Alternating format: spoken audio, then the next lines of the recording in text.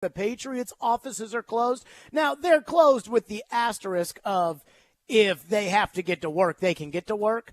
But the offices are closed right now in the NFL, so there's not a lot of business that'll take place. And yet, Jeremy Fowler this morning on ESPN Radio, or whatever's left of it, Jeremy Fowler was on, and he was asked about the latest with DeAndre Hopkins. Now, before we play the cut, I am wondering if this is a positive development for the Titans because ESPN has been pushing a narrative about DeAndre and the Patriots, DeAndre and the Patriots, DeAndre and the Patriots. And if it's not the Patriots, it's always been the Bills or the Chiefs, the Bills or the Chiefs, the Bills or the Chiefs. I feel like it depresses ESPN when they have to mention the fact that DeAndre Hopkins took a visit to the Titans. But this is Jeremy Fowler's latest update on what he's hearing on DeAndre Watch.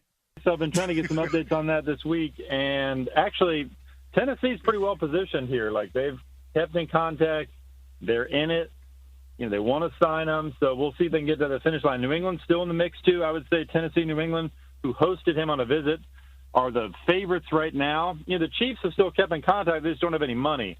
I think in a perfect world they'd like to do it. If they could get the Chris Jones extension done, that would open up some cap space. Maybe they could try to get that in the finish line. I just don't see that. They're probably on the periphery right now. You know, he's still willing to remain patient closer to training camp, but that doesn't mean something couldn't come together in the next week or two.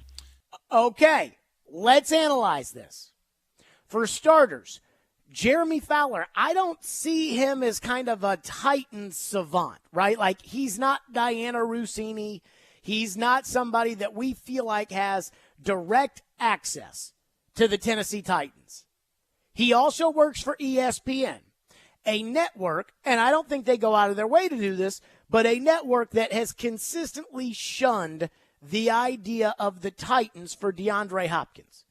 I mean, the whole time it's like they do not want to talk about DeAndre coming to Tennessee, even though the biggest little nugget of news that's come out over the last couple of weeks was their own guy, TD, reporting that the Titans were confident they'd sign DeAndre. And all of the conjecture that we've heard over the last couple of weeks, even since then, we heard TD say, oh, yeah, no, they're still confident they'll sign DeAndre. In fact, that's the only thing I've been holding on to for hope. But so Jeremy Fowler at ESPN, not exactly plugged into the Titans, reports that Tennessee is still very well positioned. New England's still in it. Kansas City doesn't have the money. And it did feel like Jeremy Fowler was basically ruling Kansas City out in that cut right there, which we've been doing for weeks because they've told us Kansas City doesn't have the money. And so he all but rules out Kansas City, and he said Tennessee's well-positioned, then talk about the Patriots. Then when he kind of summed it up at the end, he said Tennessee first, New England second.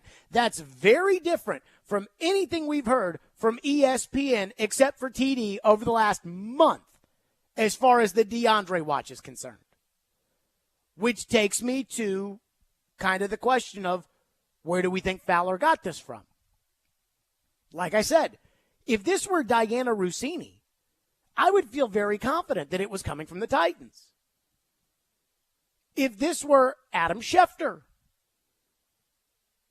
it might be kind of a different level of analysis. But I don't think that there's a relationship with Jeremy Fowler and the Titans. And it also felt like Jeremy Fowler knew more details about more than just one team. So, for instance, I think we know when TD says that the Titans are confident they're going to sign DeAndre Hopkins, we have a pretty good idea of where TD's getting his information from, right? I mean, TD's not telling you about what the Patriots think or what the Patriots have offered or Kansas City or Buffalo or Cleveland or Carolina or any of these other teams we've heard about. All he knows is what he knows, which I think probably is what he's hearing from the Titans. Well, Fowler is telling you Tennessee's well-positioned. New England's still there, and Kansas City doesn't have the money. So either he's talked to all three camps individually during the break, or he's talking to DeAndre's camp, which I find to be infinitely more likely. So now Jeremy Fowler is reporting that Tennessee's well-positioned and has them as the leader in the clubhouse. And I think that's coming from DeAndre's camp. So as down as I have been, and my feelings about the DeAndre watch have been a total roller coaster. I can't even remember when I went out of town. Was I out of town a month ago or 3 weeks ago or whatever it was? I can't even remember. It's been so long. I remember the feeling I had when it was announced on a Wednesday, I think, or Thursday, that on the following Monday, DeAndre Hopkins was going to be visiting the Tennessee Titans. And I was on the beach, on vacation. I heard it, and unlike Kevin Byard, when he was on the beach and on vacation, I heard it, and I said, yes, they're bringing DeAndre in for a visit. And then I said, you can't let him leave without a deal. He left without a deal. Then Then he went to New England, and he took the picture with Matthew Judon. La Familia was the caption on Instagram. And, boy, I just felt terrible. I just knew at that point DeAndre was probably headed to the Patriots. And then TD comes on our show, and he says the Titans are confident that they're going to sign DeAndre Hopkins. And so immediately, I go right back up, confident they're going to sign him. 2 weeks have passed since that. All we've ever heard, Patriots, Patriots, Patriots, maybe the Chiefs, maybe the Bills, Patriots, Patriots, Patriots. What about the Browns? What about Carolina? What about waiting until training camp and somebody gets hurt? What about the Cowboys? Because, of course, we have to talk about the Cowboys, and I haven't heard any talk about the Titans. And it made me incredibly nervous that the Titans were not being discussed at all, that not one of these insiders was hearing anything about the Titans, even though the Titans had offered them on a visit. The Titans have the money to be able to make a deal. And the most important part about this, and I'm not even a DeAndre Hopkins fan, but the most important part about this is they don't have anybody else other than Burks at wide receiver. And so I was down. I was down thinking that when this thing opens in 2 weeks, 3 weeks, whenever it is that training camp opens, I was down thinking that the Titans were going to kind of be on the outside looking in on the DeAndre sweepstakes. And yet there's Jeremy Fowler today on ESPN saying that he believes Tennessee is, quote unquote, well positioned on DeAndre Hopkins.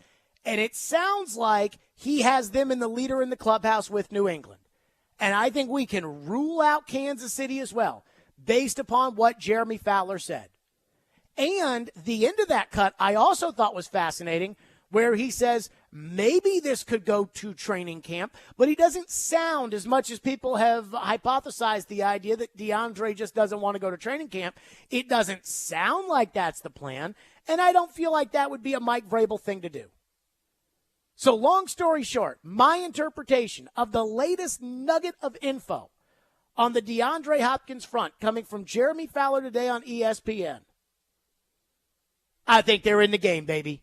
I think they're in the lead for DeAndre, and I almost wonder, what is it that is holding it up if he doesn't feel like New England's going to make a better offer, or he doesn't feel like Tennessee's going to make a better offer, or any of those things?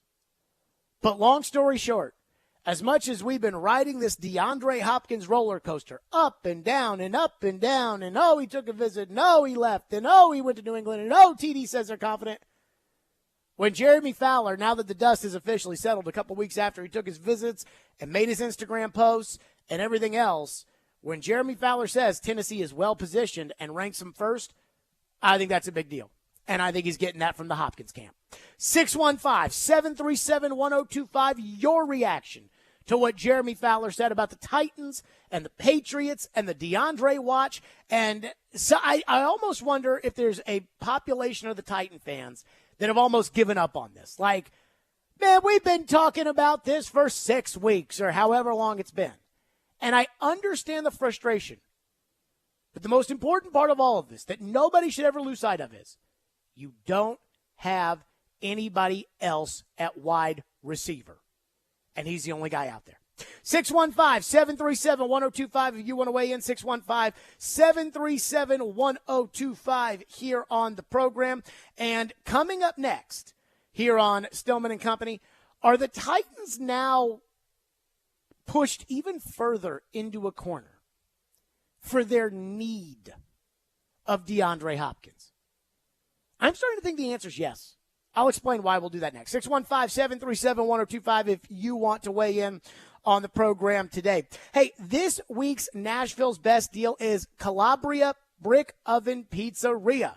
That's right. Calabria has been a Mount Juliet staple for 7 years, and they have added a brand new Goodlettsville location at 401 Long Hollow Pike. Their brick oven pizza is cooked to perfection, and right now you can get half off a $20 gift card at thegamenashville.com while supplies last. This fall, Andy, 24 to 21, your final. the game All by himself for a one-hand flush. gets bigger. The doors on the board.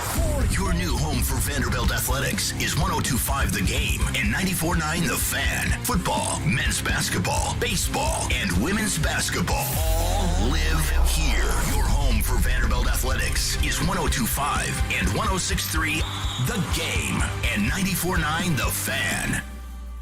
The team at Mercedes-Benz of Music City have done it again. Here's Edwin Vickery to explain. 4-time recipient of Best of the Best. Less than 10% of the dealers in the country receive this award. How did you do it? We say culture eats strategy for lunch, because we can strategize all we want, but unless you have the right culture and chemistry in the dealership, it will not work. Live the dream at Mercedes-Benz of Music City, mbofmc.com. Hey, it's Jared. Want to tell you about Hiller Plumbing, Heating, Cooling, and Electrical. Hiller is keeping you chilling all summer with special deals to keep you relaxed and happy this summer. Tackle those necessary home system replacements this month to take advantage of these special deals. When you purchase a select new HVAC system, you'll get 2 Yeti Trailhead camping chairs, a Yeti Panga 28L waterproof backpack, a Yeti Tundra 75, and 2 Yeti tumblers for free. And get special freebies on Yeti products with every new whole home generator or tankless water heater purchase. That's Hiller Plumbing, Heating, Cooling, and Electrical.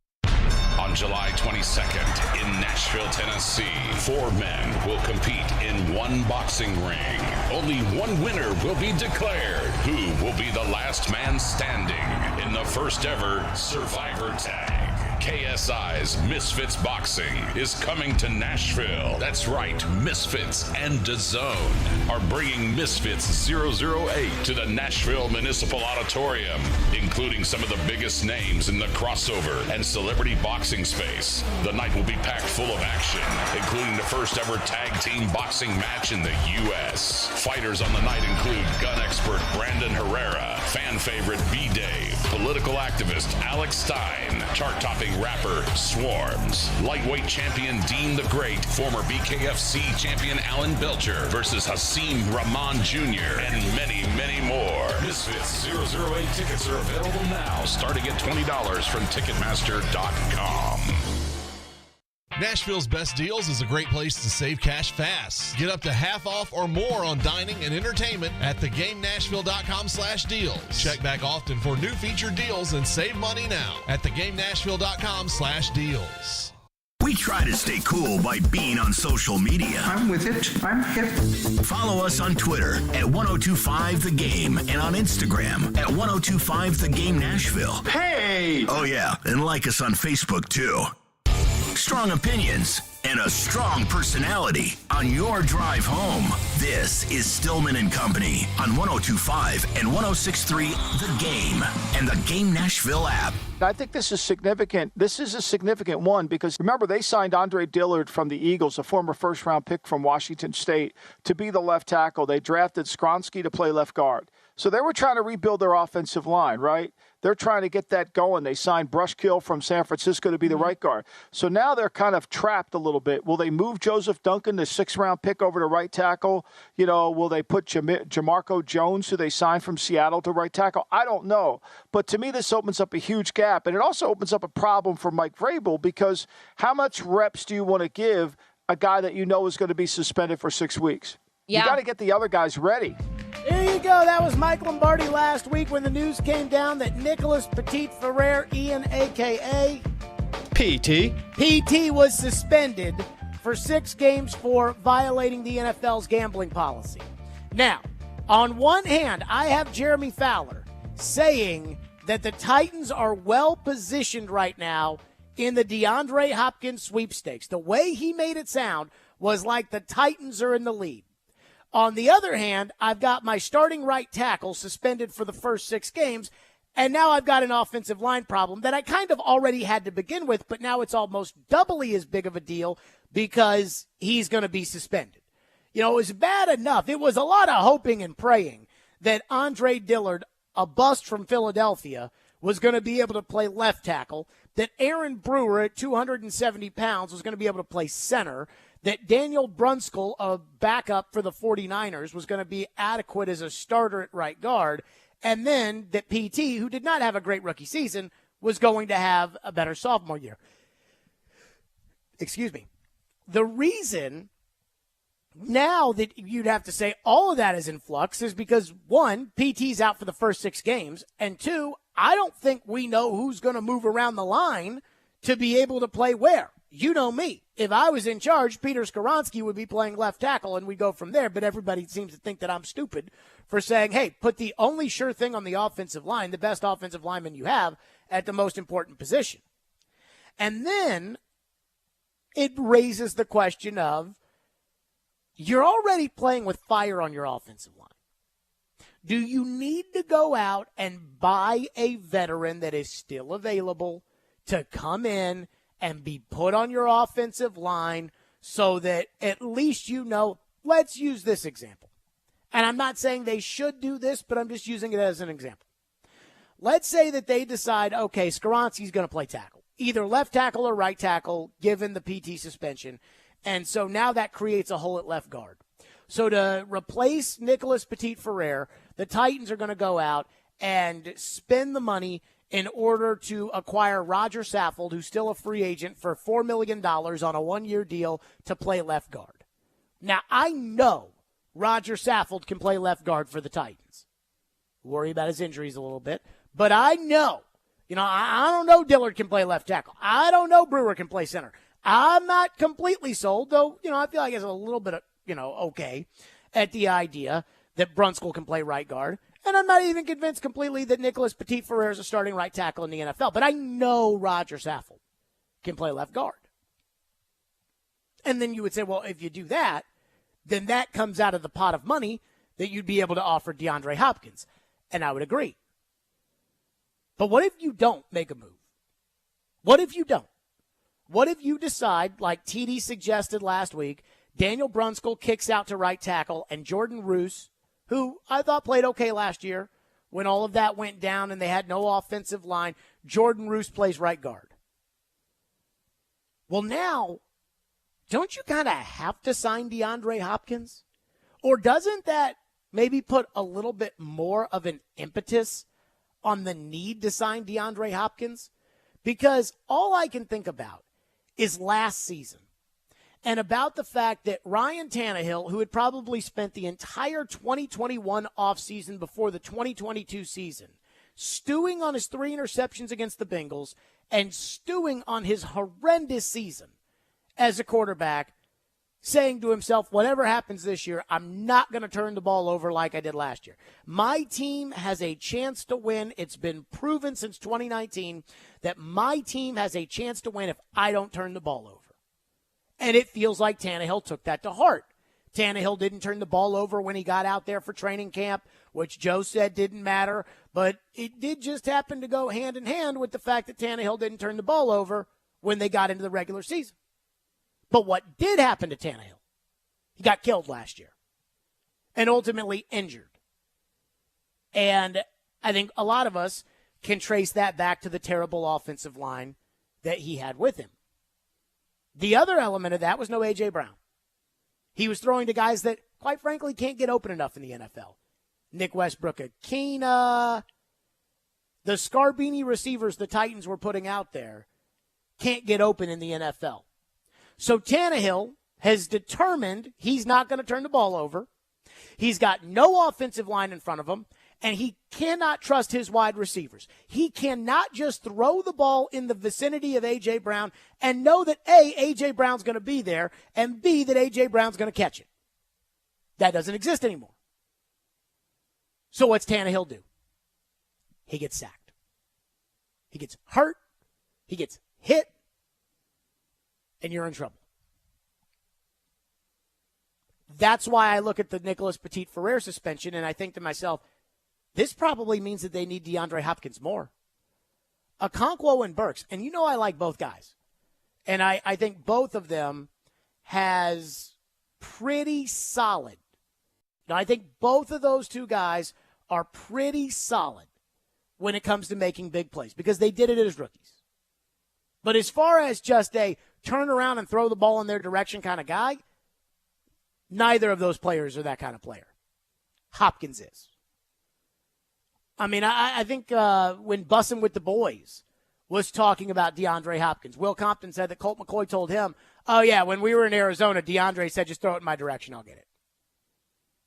And to me, like, that is what I would do if I were the Titans, is to help Tannehill and knowing that Petit-Ferrer's not there. Like, if I thought I was confident in signing Hopkins, but I felt like it was a couple $1 million that was holding me back, the Petit-Ferrer suspension would almost push me in that direction.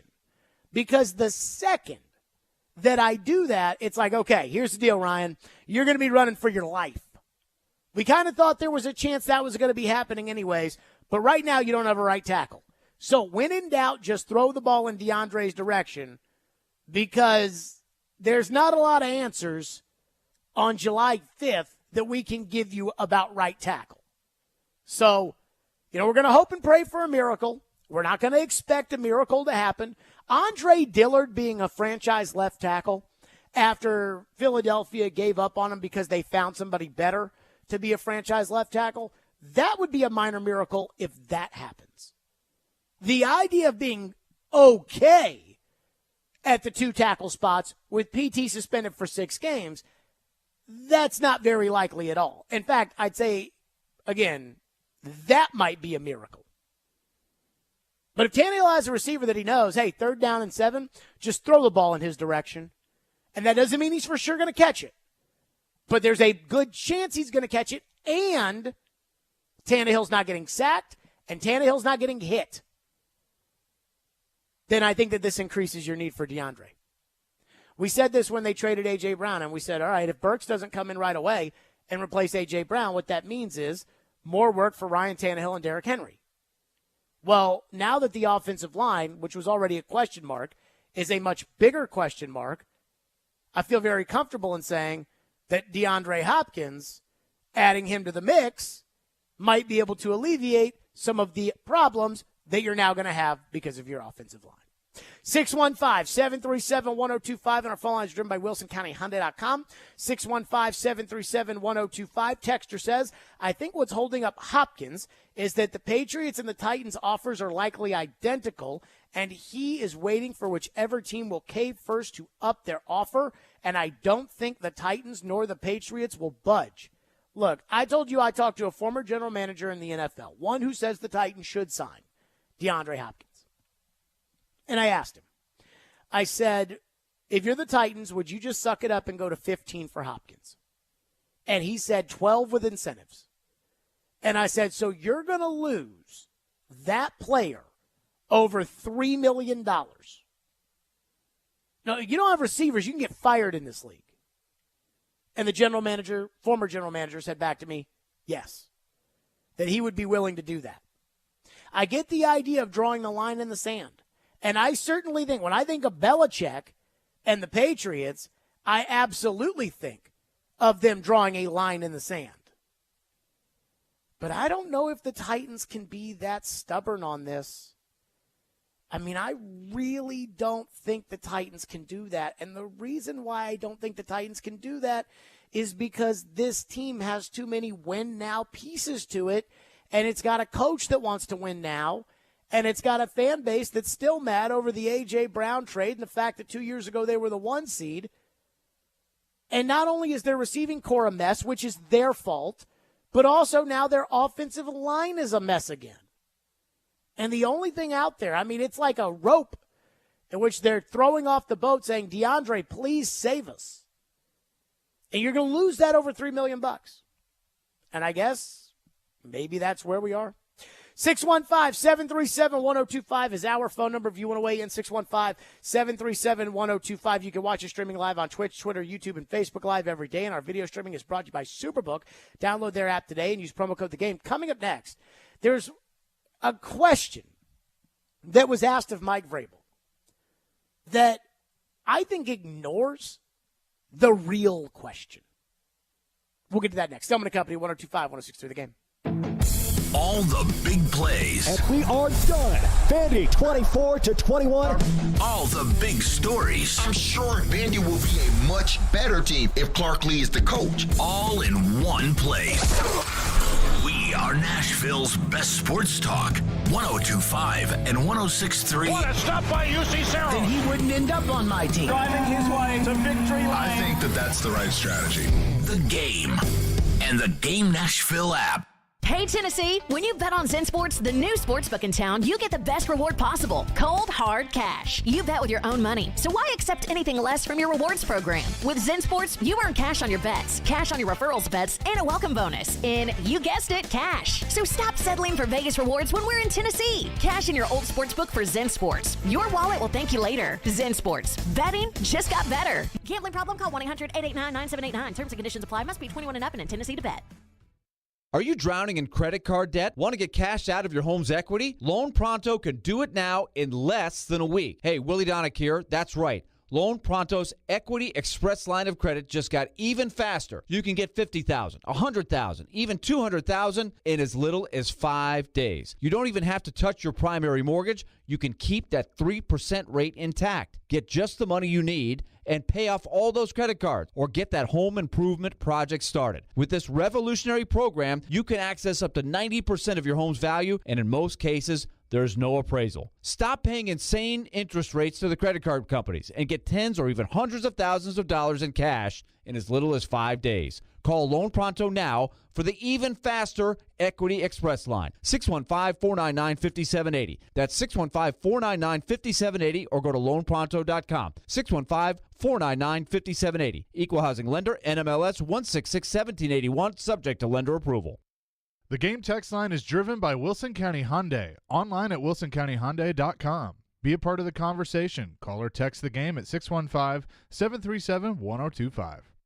In any work environment, the culture is the most important thing. And what makes up the culture? The people. And this month at Cromwell Media, we want to highlight a few people who are celebrating their anniversaries with us. Morning show producer on 102.5 The Game, Nick Keyser, is celebrating 2 years. 102.9 The Buzz hosts, Eric Steele and Andy Herring, are celebrating 9 years. Sports producer Kenny Adams is celebrating 11 years. And Derek Mason, one of the greatest receivers in Titans history, is celebrating his anniversary with us on 102.5 The Game as well. If you're looking for a new career, reach out to us at together at cromwellmedia.com. Love what you do, love where you work.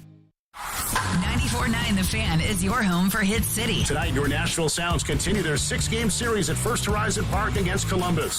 Swing and a miss, strike 3. Sounds win. Pre-game at 6:20. On your home of Nashville Sounds baseball.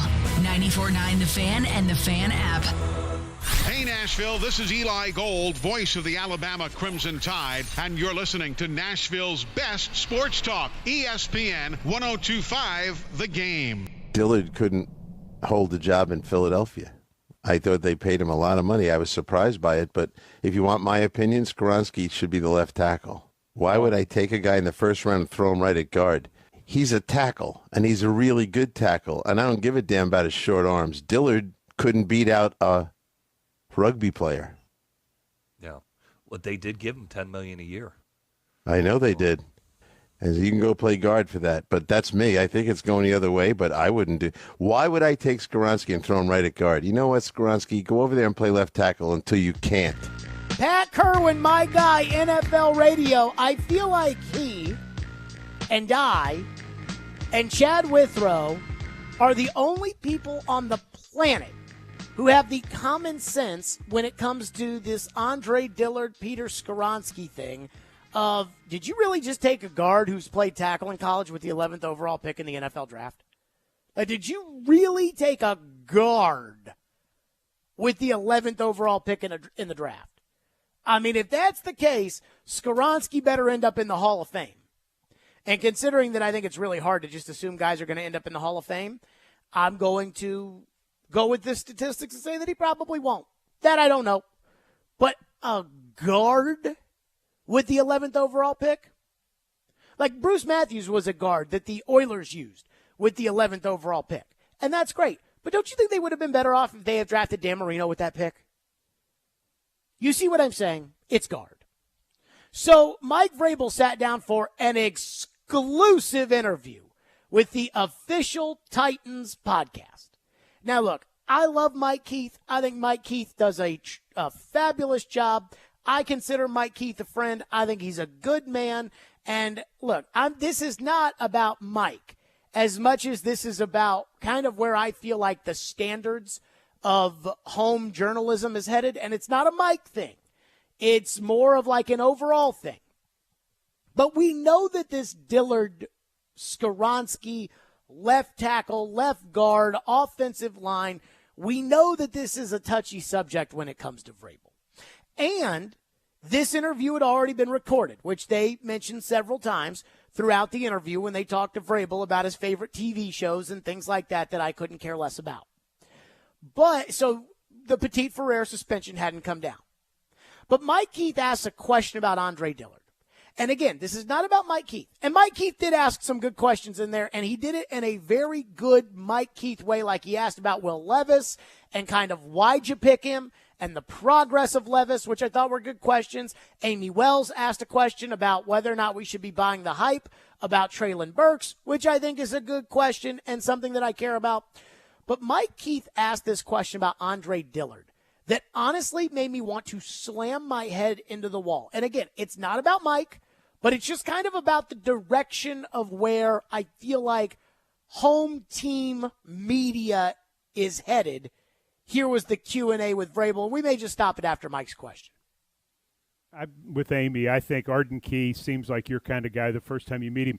Andre Dillard doesn't necessarily seem like that because he's so cerebral and he clearly thinks about things, and it takes a little to pull him out.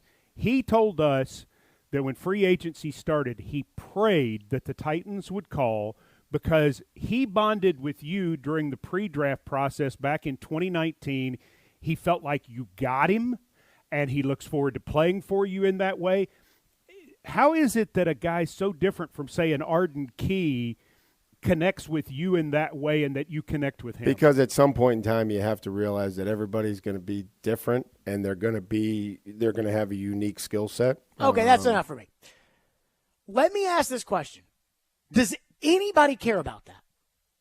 And I'm not sitting there and saying, hey, this guy did a bad job, I could have done a better job, because I'm not saying that. I cannot call the game the way Mike Keith calls the game, and I would never try to. But does anybody care about that? You know, how can you connect with Andre Dillard? When I hear a question about Andre Dillard, and I'm like, okay, good. To me, the question for Vrabel, and Vrabel has not answered this at all, and maybe that's why Mike didn't ask it, because he figured deep down inside Vrabel wasn't going to answer it. But, I mean, is he going to play left tackle? Like, is he good enough to be a starting left tackle in the NFL? That's the number one thing. The number two thing, I didn't even know this story, about Dillard sitting there and praying at night that the Titans would call him in free agency. Well, they had a connection at the 2019. What was that connection like for you? Those kind of things. But what I just think I've realized about team media, and again, Mike did ask some good questions, is that the number one goal, in my opinion, the number one goal for a lot of people in life, and I think I'm kind of like this too, is to not get fired, right? Like that's we show up and we push the envelope on this show and everything else, but ultimately, there are confines with which we work in, because we don't want to get fired. I am certainly that way. And so a team media person does something like this. The number one goal is not, let's put out the best interview or the most informative stuff, or it's what do I do that doesn't piss the coach off? Because if the coach decides that he hates the play-by-play guy, ultimately the coach is going to win that fight. So how do I avoid doing that? And it leads to like these interviews where, and it's not just the Titans. I'm just using this as an example. Because, again, I think Mike does a fabulous job, him and Coach Mack. But it leads to these interviews now in sports where it's like, well, you know, they don't really ask anything that anybody cares about, or it's dancing around kind of whatever we do, we want the coach to want to sit down with us and not go up to management and say we hate the guy and things like that. And it leads to this Andre Dillard question about how can you connect with him and how can you connect with him? Like, I don't know, how can you connect with Jeffrey Simmons and how can you connect with Ryan Suckup? They're totally different guys. That's the job of any coach. But what I want to know is whether or not Dillard can play left tackle. And it's like, are we avoiding the truth when it comes to just, you know, if we're going to have an exclusive interview with Vrabel, let's ask the things that people care about. I mean, look, the TV show stuff, like, great. But who's going to play left tackle this year? You know, and I keep going back to all the time that these guys, they answer questions about things that they don't care about. And I don't know.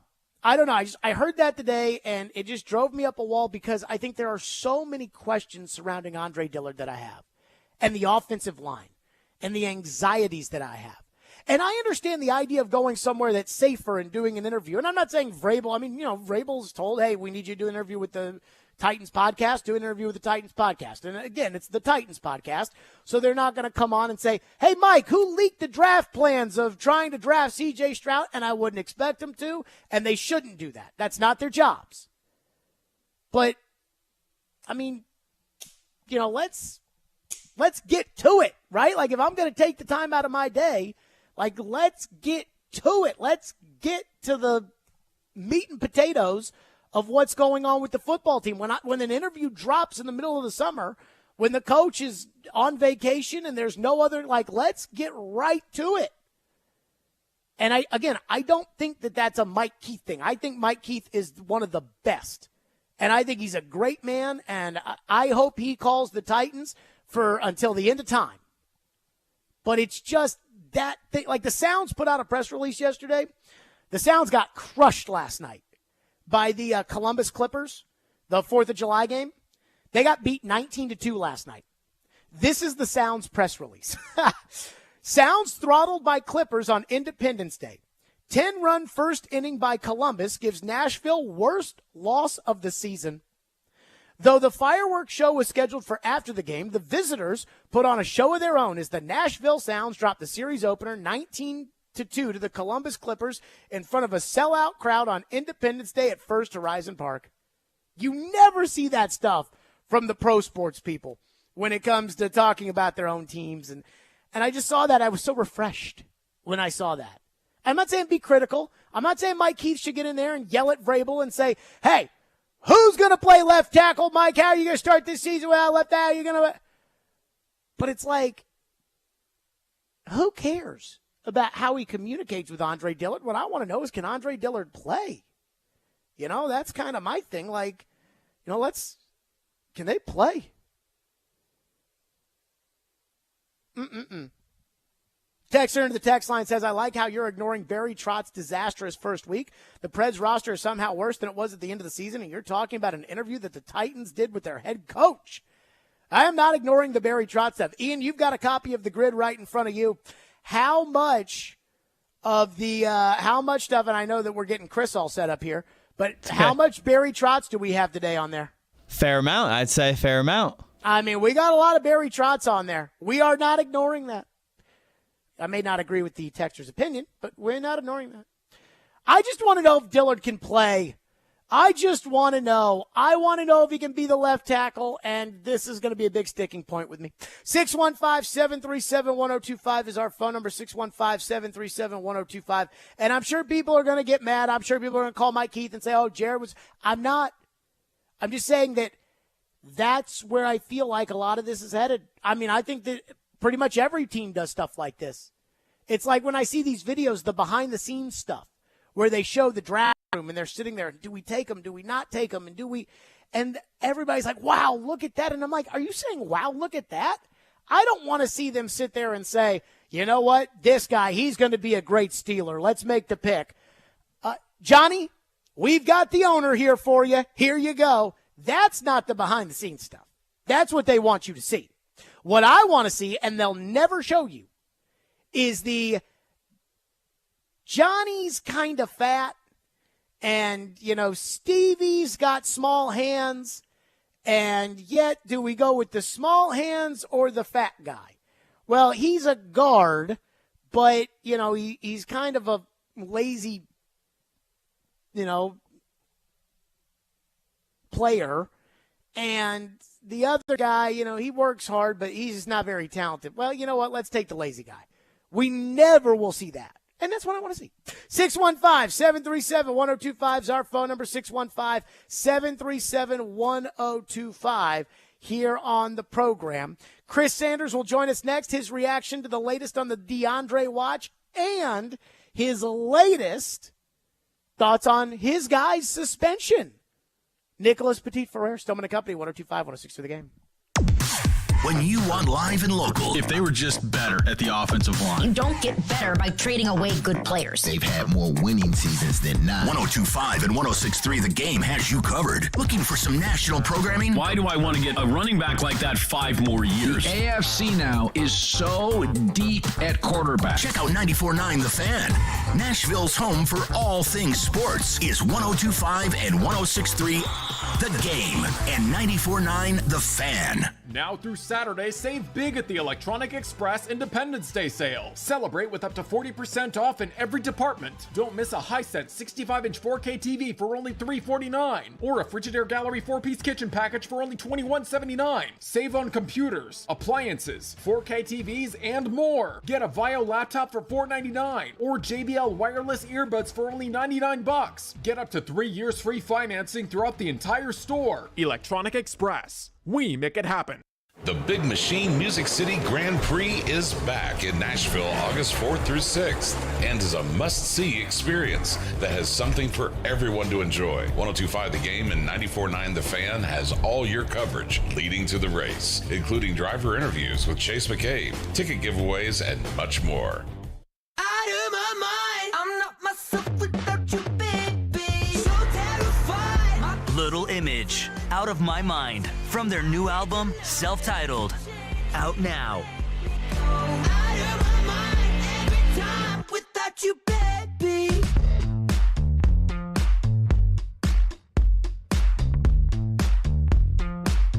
Little Image, Out of My Mind, out now. AM radio provides always-on news, sports, talk, traffic, and weather reports. And it's also a vital service that provides important emergency information when your community needs it most. Tell Congress you need AM radio to stay in your car. Because when cell phones and the internet are down, this free emergency service is critical. And when you don't have electricity, radio in the car is often your only lifeline. Text AM to 52886 and tell Congress we need AM radio in cars. This message furnished by the National Association of Broadcasters. Nashville's Best Deals is a great place to save cash fast. Get up to half off or more on dining and entertainment at thegamenashville.com/deals. Check back often for new featured deals and save money now at thegamenashville.com/deals. Insightful discussion. When we talk about the person that these players are. 3 goals scored in the first 5 minutes. He wants to be the starter day one. Mixed with spirited debate. Okay, but Derek, let's Professor Derek. They are Caroline, Willie, and D-Mace. With Caroline Fenton, Willie Donick, and former NFL wide receiver Derek Mason. We got the whole thing covered. We got it all covered. Here. Weekdays at 11 on 102.5 and 106.3 The Game and the Game Nashville app. You're listening to Stillman & Company on 102.5 and 106.3 The Game and the Game Nashville app. So I've been trying to get some updates on that this week, and actually Tennessee's pretty well positioned here. Like, they've kept in contact. They're in it. You know, they want to sign them, so we'll see if they can get to the finish line. New England's still in the mix, too. I would say Tennessee, New England, who hosted him on a visit, are the favorites right now. You know, the Chiefs have still kept in contact. They just don't have any money. I think in a perfect world they'd like to do it. If they could get the Chris Jones extension done, that would open up some cap space. Maybe they could try to get that in the finish line. I just don't see that. They're probably on the periphery right now. So, he's still willing to remain patient closer to training camp, but that doesn't mean something couldn't come together in the next week or two. There you go. That was Jeremy Fowler today on ESPN saying that the Titans are well positioned on DeAndre Hopkins and listed them first. Chris Sanders joins us on the program as he always does on a Wednesday. Chris, what's your reaction to that? How do you feel internally about the Titans getting DeAndre Hopkins? You know, Jared, I mean, I really do hope they get him because if you look at this receiver room, you got Traylon Burks, you got Kyle Fleet, you got guys like that, but you still need another playmaker. When you hear, them talking about the Tennessee Titans that has a chance to get him, I mean, it makes you happy. But then in the back of your mind, you do want Hopkins. But how are you going to get Hopkins when you still got to get a right tackle because we know the situation with PT or PF. So that's the only thing I'm kind of concerned about. But if it happens, man, you're going to see Chris Sanders be a happy camper because you just made your offense that looks bad right now to become basically a contender in the NFL. Okay. I would argue that I think that the suspension to Nicholas Petit-Ferrer, Ian, a.k.a. PT, I would argue that PT's suspension actually puts more onus on the Titans to go sign DeAndre Hopkins because I think that Tannehill's going to be running for his life again like he was last year. And I think Tannehill needs that kind of receiver that's a possession guy that can get open, that he can just put the ball in his vicinity and make a play on it. And so I actually think that this makes it more likely, or it should make it more likely that they sign Hopkins. Do you think that it is as simple as that? If you look at last year, the Titans gave up 54 sacks, and if we had Derrick Henry, we had some good receivers on the outside. But if you don't have an offensive line, a guy that can protect Tannehill, we can have the best receivers in America. It's still not going to make your team better. I do want Hopkins. I do want him to be there. But the thing of it is, if you don't have an offensive line that can block for him, that can protect Tannehill to make him feel comfortable in the pocket, then Tannehill's going to make those mistakes that happened, a couple of years ago. So, I love the idea that they got a chance to get Hopkins. But at the end of the day, you got to fix that offensive line. And one guy I think they should get is George Font, from the New York Jets. I mean, in 2016, he played right tackle. Get that fixed and then figure out to get, Hopkins in or somebody else in to come in here and make some plays. So you don't think that Hopkins can alleviate pass rush pressure from the offensive line just by the fact that he gets open and fights so well for the football? Yeah, but here's the thing. I mean, if you're in a 4-3 and your front four, is putting pressure on Tannehill, you don't have to stay in a cover 3. You don't have to go to a man-to-man. You don't have to go to a man-free. You just go cover 2 and keep a safety over top of him. It's kind of like that. So I think that if they can fix the offensive line, I don't know if you can move Brunskill or Dillard. I don't know what they're going to do. But if they can fix that offensive line, now you bring Hopkins in. He just made your team better. But it's at the end of the day, they got to figure out the offensive line and then also get Hopkins in there. Do you think that the Titans' offensive line is going to be as bad as they were last year? I don't think it can get any worse. I mean, it's only one way up, and that's up. So I just think that you got Brunskill, you got Dillard, you got Brewer, guys that kind of still are unknown. But I just think that with the attitude of Mike Vrabel and Rand Carthon, they're going to demand these guys to get it done. I think they're going to be a little better than last year. So Chris Sanders is with us. Last week on Thursday when the news broke, I texted my girlfriend and I said, PT got suspended for gambling for 6 games, and she texted back and said, who's going to be the one to tell Chris Sanders? So I do wonder kind of what your thoughts are on PT breaking a rule that, a lot of people seem to not like the rule, but it doesn't seem like anybody else on the Titans, had a hard time following the rule. What do you make of that situation? It's kind of a catch-22. On the good side on the one side of it, PT needs to understand he's got to go through the rule, but he's got to ask questions. He's got to go to the player engagement guy, whoever, to get his questions answered if he's unclear. He needs to take that initiative to do that. But then on the other side, I think the NFL needs to explain it more because I think a lot of guys are kind of confused. I'm not giving, PT a pass that what he did was right. But at the end of the day, he says a quote like this. He said it was under-explained. When you're a guy who says that means you're unclear of actually what you can and what you cannot do. But then, just like I said before, he's got to take the initiative to say, if I'm unclear about the rules, let me go find somebody that knows the rules and make sure I make the right decision. So now that's why I call it a catch-22. So do you have sympathy for him or no? Man, yes, I do. Because I know that he's remorseful. I'm not just saying he's remorseful because he got caught. Because I sat there and I read the comments that he said. He said that he's sorry he let his family down. And everybody says he's sorry he let his teammates down. But even though this is a bad situation and I know he did something wrong, I think that him doing this earlier in his life, it's going to develop him into a great guy. So even though he messed up, I think it can turn a negative into a positive. Chris, I think this really hurts the football team from a couple of standpoints. One spot where I think it hurts the team is when they get out there for training camp, what do they do about him in the right tackle spot? Because I don't think that, training camp, they only get like 10 padded practices. I mean, Absolutely. Can you really waste first-team reps with him at right tackle? And then, if you're moving pieces around on the line, if you're moving Skoronski around, are you really going to teach Peter Skoronski how to play a position and then 6 weeks later go ahead and change it? And I didn't even think PT was that good last year anyways. So, I mean, there's a lot of problems that have arisen from this.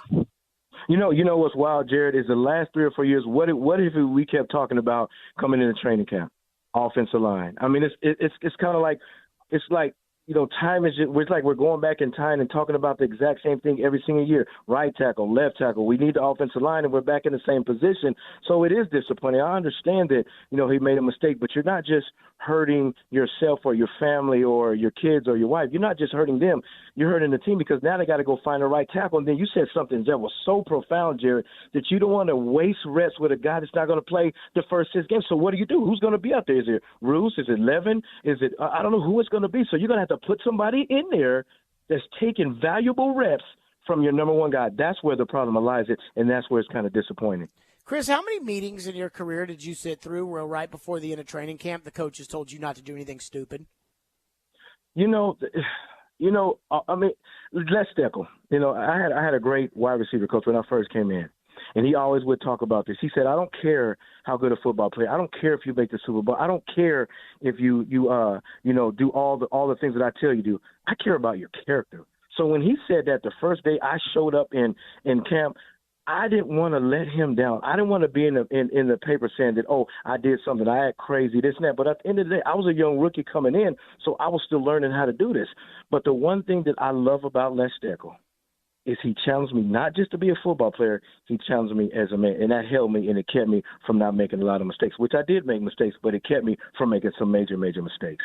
I want to turn that to your thoughts on the Hassan Haskins situation. I remember talking to Floyd one time, and he said that, somebody would do something and Jeff Fisher would want to cut him, and he'd have to say, okay, hold on now. But if that were Steve or if that were Eddie, how would we treat that here? Hassan Haskins is not Steve, and he is absolutely not Eddie. Right.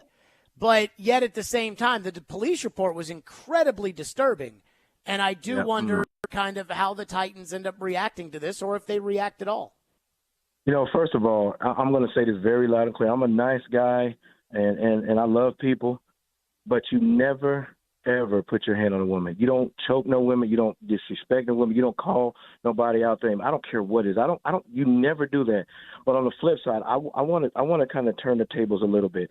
If this situation happened, he has an anger problem, this and that, get the guy some help. I remember I was listening to Bowden from Florida State, the head coach, because there was a guy on his team that was consistently getting in trouble. He said, and everybody was telling him to cut the guy, let him go. He doesn't get a chance. He says, if I let him go, he'll never have the opportunity to develop and become a great man. Now, in terms of what I'm saying, it's the same thing with Haskins. If they just cut him and say, get him out of here, this and that, and don't get him the proper help now, the same thing is going to happen 6 or 7 years ago, as opposed to attacking the problem now and helping him and get him the help that he needs. Chris Sanders, as always, joining us on the program. Chris, great stuff. We'll talk next week. Hey, first of all, man, you know how much I love y'all, man? I love you too, Chris. I'm on my vacation in Vegas, and I called. I didn't even know you were on vacation. You didn't invite me. Come on, man. Because you don't love me, man. You go on vacation, you go to Zimbabwe, you go to Kenya, and I don't get a shirt or a handkerchief or a doggone keychain, man. Kenya. Yeah, that's where I'm headed to, Kenya. Chris, good luck in Las Vegas. Hey, love you, bro. Y'all take care. Yeah, take care. Chris Sanders joining us on the program on his vacation. In Vegas, he needs to give PT some tips, pointers here. Come on now. PT's going to have 6 weeks to go do whatever he wants. Maybe he'll go out to Vegas. Chris can give him a whole rundown. 615-737-1025. Somebody texted and said, are we going to avoid Barry Trotz's disastrous week of running the Predators? No, we are not. And I'm not sure I have the exact same opinion as that texter. We'll get to that next. Stillman and Company right here, 102.5, 106.3 The Game. The offseason is in full swing, but there's no slowing down ESPN's Teron Davenport. The flow of information. He talks the talk. Spears gives you that guy that can still hit the home run. And walks the walk. As a run blocker, he's going to murder a linebacker at the second level. On everything Titans, TD is on Mondays at 1, Thursdays at 3, Friday mornings at 8, and anytime on the Talkin' with TD podcast. TD is on 102.5 and 106.3 The Game. And the Game Nashville app. ElectronicExpress.com. We make it happen. 312 Pizza Company is a proud sponsor of Nashville Sounds Baseball on 102.5 The Game. The 2023 Southeastern Truck National, presented by U.S. Mags, Friday and Saturday, July 7th and 8th from 8 to 5 p.m. at the Wilson County Fairgrounds in Lebanon. Come see 1,600 of the nicest GM trucks from all over the country, from lifted to lowered to patina to fully restored original trucks and everything in between. Plus over 60 vendors and 15 food trucks on site. And a special appearance on Saturday by Gears TV's very own Stacey Davis, sponsored by LMC Truck in the brand new Made in Tennessee building. Tickets $20, children 12 and under are free. The 2023 Southeastern Truck Nationals. Tuning into the baseball game, monitoring the incoming storm, catching your favorite talk show. These are just a few of the reasons more than 80 million Americans depend on AM radio each month. And did you know AM radio is the backbone of the emergency alert system, keeping us safe in dangerous times? It's reliable, free, and public safety depends on it. Text AM to 52886 and tell Congress we need AM radio in cars. This message furnished by the National Association of Broadcasters. Now, your Game Center update. This is Nick Keyser. Nathan's hot dog eating contest was yesterday, but it was originally canceled due to lightning. However, the show went on and Joey Chestnut did his thing, eating more than 14 hot dogs than the next contestant. With 62 hot dogs and buns in 10 minutes for his 16th win, I give you the #1 ranked eater in the world, Joey Chestnut. Meanwhile, the Nashville Predators signed 3 free agents over the weekend, and development camp is currently underway this week with 3 on-ice sessions slated for today and the Future Stars game scheduled for tomorrow morning. And the Nashville Sounds were throttled 19-2 last night by the Columbus Clippers on the 4th of July celebration. The series will continue tonight at 6:20 p.m. on 94.9 The Fan. You're listening to 102.5 and 106.3 The Game. For more, follow us on Twitter at 1025 The Game or visit thegamenashville.com. Live from the Hiller Plumbing, Heating, Cooling, and Electrical Studios. WPRT FM Pegram, WPUZ HD2 Laverne. Broadcasting on Alexa. I appreciate that. And other smart speakers. 1025 and 106.3. And a score! You can run different offenses. The doors on the board. Off the field, on the field. The Game. A Cromwell media station. Where you have a voice. He had a competent coaching staff. You just play terrible and you keep playing. And we have strong opinions. What a whiny freaking crybaby response. This is Stillman and Company with Jared Stillman on Nashville's best sports talk, 102.5 and 106.3 The Game and the Game Nashville app. Stillman and Company, 102.5, 106.3 The Game, streaming live on Twitter, Twitch, YouTube, and Facebook Live. Thanks to Superbook Sports, live from the Hiller Plumbing, Heating, Cooling, and Electrical Studios. NHL free agency. And a texter texted in the first hour and said, I like how you're ignoring Barry Trotz's disastrous first week. The Preds roster is somehow worse than it was at the end of the season, and you're talking about an interview that the Titans did with the head coach? And I said, we'll get to this. And I know only because I heard Caroline talking about it on the midday show today. I heard Willie actually texted me about it over the weekend. But apparently some people don't like the job that Barry Trotz did in free agency. Let me tell you right now, A+ for Barry Trotz in free agency. Now, I don't know how many of you out there, that texter seems to not be happy with it. I don't know how many out there of you don't like what the Predators did in free agency. I do know there are some of you because, again, Caroline, those guys were talking about on the midday show, and Willie texted me about it on Saturday. Now, the reason why I don't know how many of you don't like this move is because I don't know about you guys, the moves. I don't know about you guys, but I couldn't read Twitter on Saturday. So as all of the free agency stuff was going on, I couldn't keep up with anything other than send my own tweets out. Talk about terrible timing. Terrible time. Although it's kind of refreshing at the same time to not. But I agree with you on that. But it's like, okay, NHL free agency, any other weekend, long weekend day, I'd probably be cool with it. Yeah, I mean, we can't do that on the NFL draft. There's a handful of these weekends. But for the most part, you probably could get away with something like that.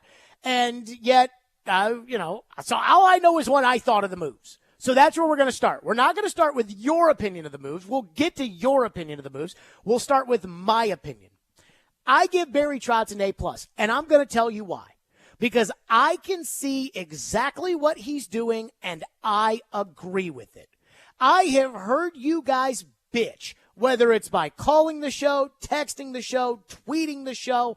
I have heard you guys complain for the last 3+ years about Ryan Johansson and Matt Duchene.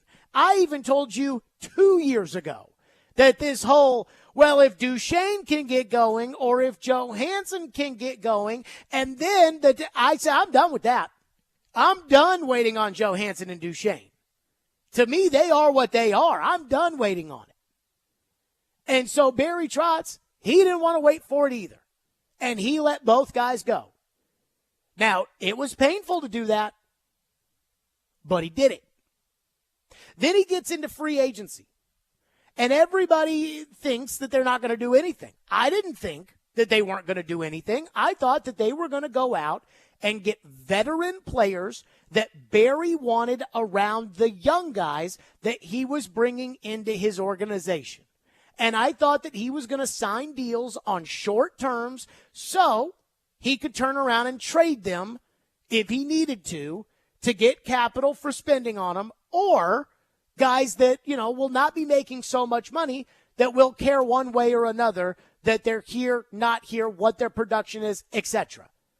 And I compared this to Nino Niederreiter, who the Predators signed to a fairly modest 2-year deal last year. And ultimately, when push came to shove, they were able to trade Nino Niederreiter. What I don't want are the below-average Mikhail Granlund nobodies for $20 million. That's what I don't want. I don't want 7-year deals and 8-year deals. But I knew they were going to have to go get some free agents. They don't have enough NHL players on their roster. So Barry made it clear what he was going to do and why he was going to do it. In fact, on our show Thursday after the draft, before the Duchene buyout, before free agency, Barry told you he was looking to pick up players to add to this group for the young players down the road. And I'm willing to get it to a point where we're free from everything, okay? This is the group we're developing to win long term. And I've got to find pieces for short term, and I've got to find pieces for the cultural pieces here and there. And if I do that, the cap space and those assets, those draft assets, and the players become your capital. And then what you find is that the window closes really quickly on you. So what you need to do is you got to figure out who your core guys are. Okay, we got to rid ourselves of the anchors that are holding us down, Johansson and Duchene. And then what we've got to do is we've got to be able to figure out who the core guys for the big picture are outside of Yossi, Forsberg, and Saros. Well, if you're bringing up all these young guys, Barry knows they're not all going to stick.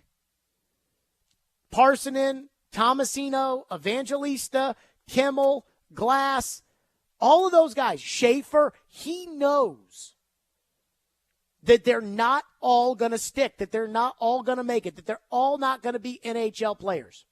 But if you're trying to evaluate whether or not Tommy Novak can be a legitimate third, second line center in the NHL and part of a core group to go forward with, you want to put him with a guy like Gustav Nyquist, who's a legitimate NHL player, so that he at least has a chance out there. And then if Novak can do it, then you know he's part of the core. And if Novak can't do it, then you move on. And you bring up the next guy. And then you draft the next guy. And then you trade for the next guy. And that's how you build it. That's what Barry's doing. He told you what he was going to do. And then what did he do? He went out and got Ryan O'Reilly, a former number one center, who's not a number one center anymore, but a former number one center who has championship experience. Now, I don't know exactly the makeup of the coaching staff and whose time crosses over with O'Reilly somewhere else, but my guess is the reports Barry got were that, hey, he is not just a solid player with a great career. He is a grade A person. Same with Luke Shin, who they signed as a defenseman, who I've never even heard of him until they signed him. And he was part of Tampa Bay's group. That's what Barry Trotz is doing. It reminds me, I'm a big Atlanta Braves fan. And the Atlanta Braves in the 90s, when I was a kid, they won 14 straight division titles. And I've probably read every book there is to read about the Atlanta Braves. As a bar mitzvah present, I think my dad did this, but I don't know who necessarily. I think it was him. Somebody got me the New York Times history of the Atlanta Braves. So like every story about the Atlanta Braves in the New York Times up until 2002, I have in a book. And I've read those stories. And I know about that team. And when they were good in the 90s, right, it was because they had these Hall of Fame pitchers. Tom Glavine and John Smoltz, and they made the World Series in 91. They had all these young players, David Justice and Mark Lemke and Ron Gant and et cetera. But in 1991, the Braves, who had finished worst in the National League the year before, the Braves signed Terry Pendleton, who had been a solid third baseman in St. Louis and had won a pennant, Charlie Leibrandt, a veteran pitcher who was not an ace, but had clinched Game 6 of the 85 World Series for Kansas City, Sid Bream, a first baseman, and Rafael Belliard, a shortstop. And the reason why they did this was they said, we've got young pitchers and young players. We need to get veteran guys to put around our young pitchers that can field the ball, hit the ball, and be leaders. Because the last thing you want to do for a young pitcher is to put him on the mound and to say, all right, here you go. And he's in the major leagues, and every ball that gets hit to shortstop gets booted. And now all of a sudden you're down 3-0. They're all unearned runs, and the pitcher is losing confidence when you've got young pitchers. That's what Barry Trotz is doing here. He's going to put young guys on the wing with Ryan O'Reilly at center. And those young guys on the wing are going to see what it's like to play with a guy who knows what they're doing, who will hold them accountable. That's why they did it. This is not video game hockey. Oh, well, Matt Duchene's an 82 and Ryan O'Reilly's a 79. That's not what this is. It's obvious Barry didn't think very much of Matt Duchene because he fired him on Friday. He doesn't care that he went to Dallas. He doesn't care that Joe Hanson's in Colorado. He doesn't want those guys around the young guys. He wants O'Reilly around the young guys. He wants Forsberg around the young guys. He wants Sissons around the young guys. He wants Trennan around the young guys. He wants Nyquist around the young guys. He wants Luke Shin around the young guys. And that's why he did what he did. This team's not competing for a cup. That's okay. That's okay. What he's doing is he is setting up the young players for the future. And then he's going to turn around and trade these veterans or other guys as well to acquire more draft picks for the future so that they keep adding young players into the mix. I think it's a great plan. I'm not convinced that it was 100% going to work, but I get what they're doing and I see it. And so when I hear what Barry's telling me and I see what Barry's doing, and I've seen examples in sports of this working in the past, I think to myself, this is great. You want to know what the Predators at the beginning part of this, kind of current era, or the era that I think we've now kind of all officially moved on from? Want to know what one of the most important parts of that era was? It was the fact that the young defensemen, Ellis, Ekholm, Yossi, Seth Jones, they had Shea Weber. It was that the young forwards, Forsberg, Johansson, Arvidsson, all those guys, they had Mike Fisher. Mike Fisher's not going to the Hall of Fame, but I will say this, Mike Fisher knew what he was doing out there, and he had skins on the wall. That's what Ryan O'Reilly is. So when again, this is my opinion. You can give me your opinions on what Barry Trotz is doing or not doing, or you do whatever you want. But I'm telling you, I think Barry Trotz is doing an A-plus job.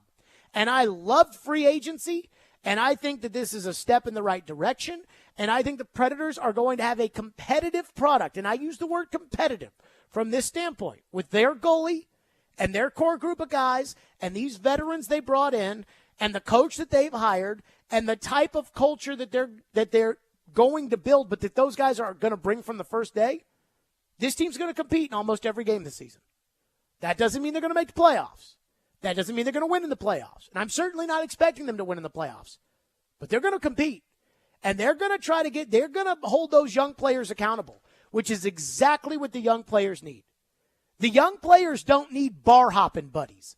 The young players need experienced professionals that do things the right way. And that's what Barry Trotz went out and got. Barry will never say this, and I'm not putting words into his mouth, but his actions told you he doesn't like Johansson's attitude, and he doesn't like Duchesne's attitude, and he's moved off. And he bought attitudes that he likes. And you may not be able to quantify attitude, but I know it's important. And when Barry Trotz is coaching the team, I can tell you this right now, it's very important. So my guess is it would probably be the same when he's the general manager. 615-737-1025 is our phone number. Again, I give Barry Trotz an A-plus for free agency. I don't think you guys probably do the same. We'll get to some of the reaction on this. 615-737-1025. Plus, some guy in Canada feels the way that apparently a lot of you feel, according to the Midday Show, feels the way that you guys feel about the moves they made. We'll get to that next. Hiller Plumbing, Heating, Cooling, and Electrical. Those are my guys. That's right. Hiller is keeping you chilling all summer with special deals to keep you relaxed and happy this summer. Tackle those necessary home system replacements this month to take advantage of these special deals. Like when you purchase a new HVAC system, and boy, if you need a new HVAC system, you better get a new one, because I don't know if you guys have looked at the temperatures outside, but goodness gracious. You will get 2 Yeti Trailhead camping chairs, a Yeti Panga 28L waterproof backpack, a Yeti Tundra 75, and 2 Yeti tumblers for free. And you'll get special freebies on Yeti products with every new whole home generator or tankless water heater purchase. Stay chillin' all summer long. Call Hiller today. And Hiller's work is backed by the Happy You'll Be Your Services Free guarantee. And I know that because Hiller has been taking care of my home for years. Hiller offers convenient, quick online booking. And I do this every time. You just select the appointment right there on your phone, and boom, you get an instant confirmation. And these deals are only happening for a limited time, so make sure you call today. That's Hiller Plumbing, Heating, Cooling, and Electrical. Proud supporters of the Preds, the Vols, and Vandy. Hiller. Call the Happy Face Truck today.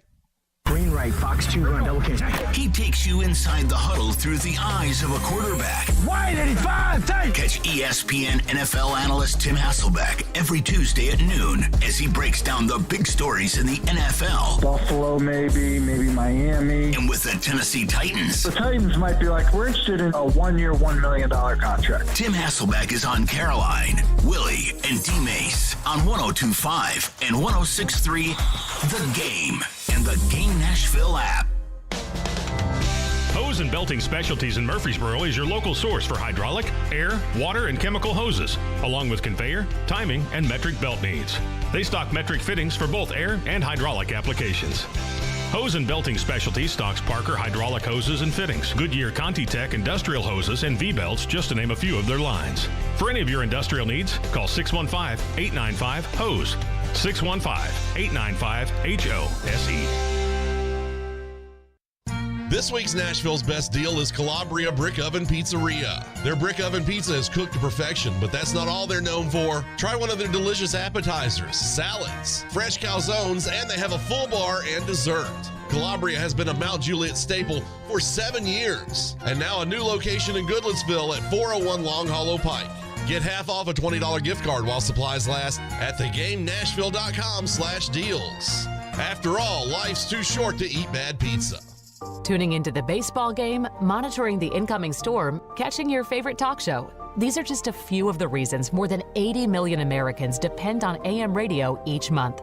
And did you know AM radio is the backbone of the emergency alert system, keeping us safe in dangerous times? It's reliable, free, and public safety depends on it. Text AM to 52886 and tell Congress we need AM radio in cars. This message furnished by the National Association of Broadcasters. Back in 1949, Dr. Houston began the tradition of treating athletes for common sports injuries. Today, the sports medicine physicians at Houston Clinic Orthopedics continue his legacy. Whether you play at school, in a league, on a professional team, or just enjoy being active, Houston Clinic Orthopedics physicians are there to help you stay in the game. Common sports injuries include tears, strains, sprains, and instabilities of the knee, shoulder, and ankle. Houston Clinic Orthopedics is located where you work and live. Visit tn.houston.com to book your appointment online. When experience matters, trust Houston Clinic Orthopedics. Want to weigh in on the conversation? It's a brain booster. Slide into our DMs. Or just text or call at 615-737-1025. Our phone line is driven by WilsonCountyHyundai.com. Strong opinions and a strong personality on your drive home. This is Stillman and Company on 102.5 and 106.3 The Game and the Game Nashville app. We had some great, Luke Evangelista and Tomasino, and we had the young Kemmel and Askeroff. They were all in Milwaukee. They were key players there, but they may not be ready yet. Mm-hmm. But they may be our guys coming up. We get someone injured. They're coming up, and I got skill guys to replace. I got, hopefully the Schaefer kid that we got in the Edmonton deal can come up and give us some bang and some sandpaper and stuff like that. So my job in the next little while is to create holes for them where when they're ready, I've got a place to put them. What happens with the salary cap and signing this free agent going forward tomorrow, if I oversign, I lose spaces for them. And, if we're going to do this right, I've got to bring in character guys, people who will understand that, hey, it's not going to be easy, but I'm with you. I'm going to protect you. I know how this works. I've been in the league, those type of guys. With some guys with short term. Barry told you on Thursday on this show what he was going to do. Then on Saturday, he did it.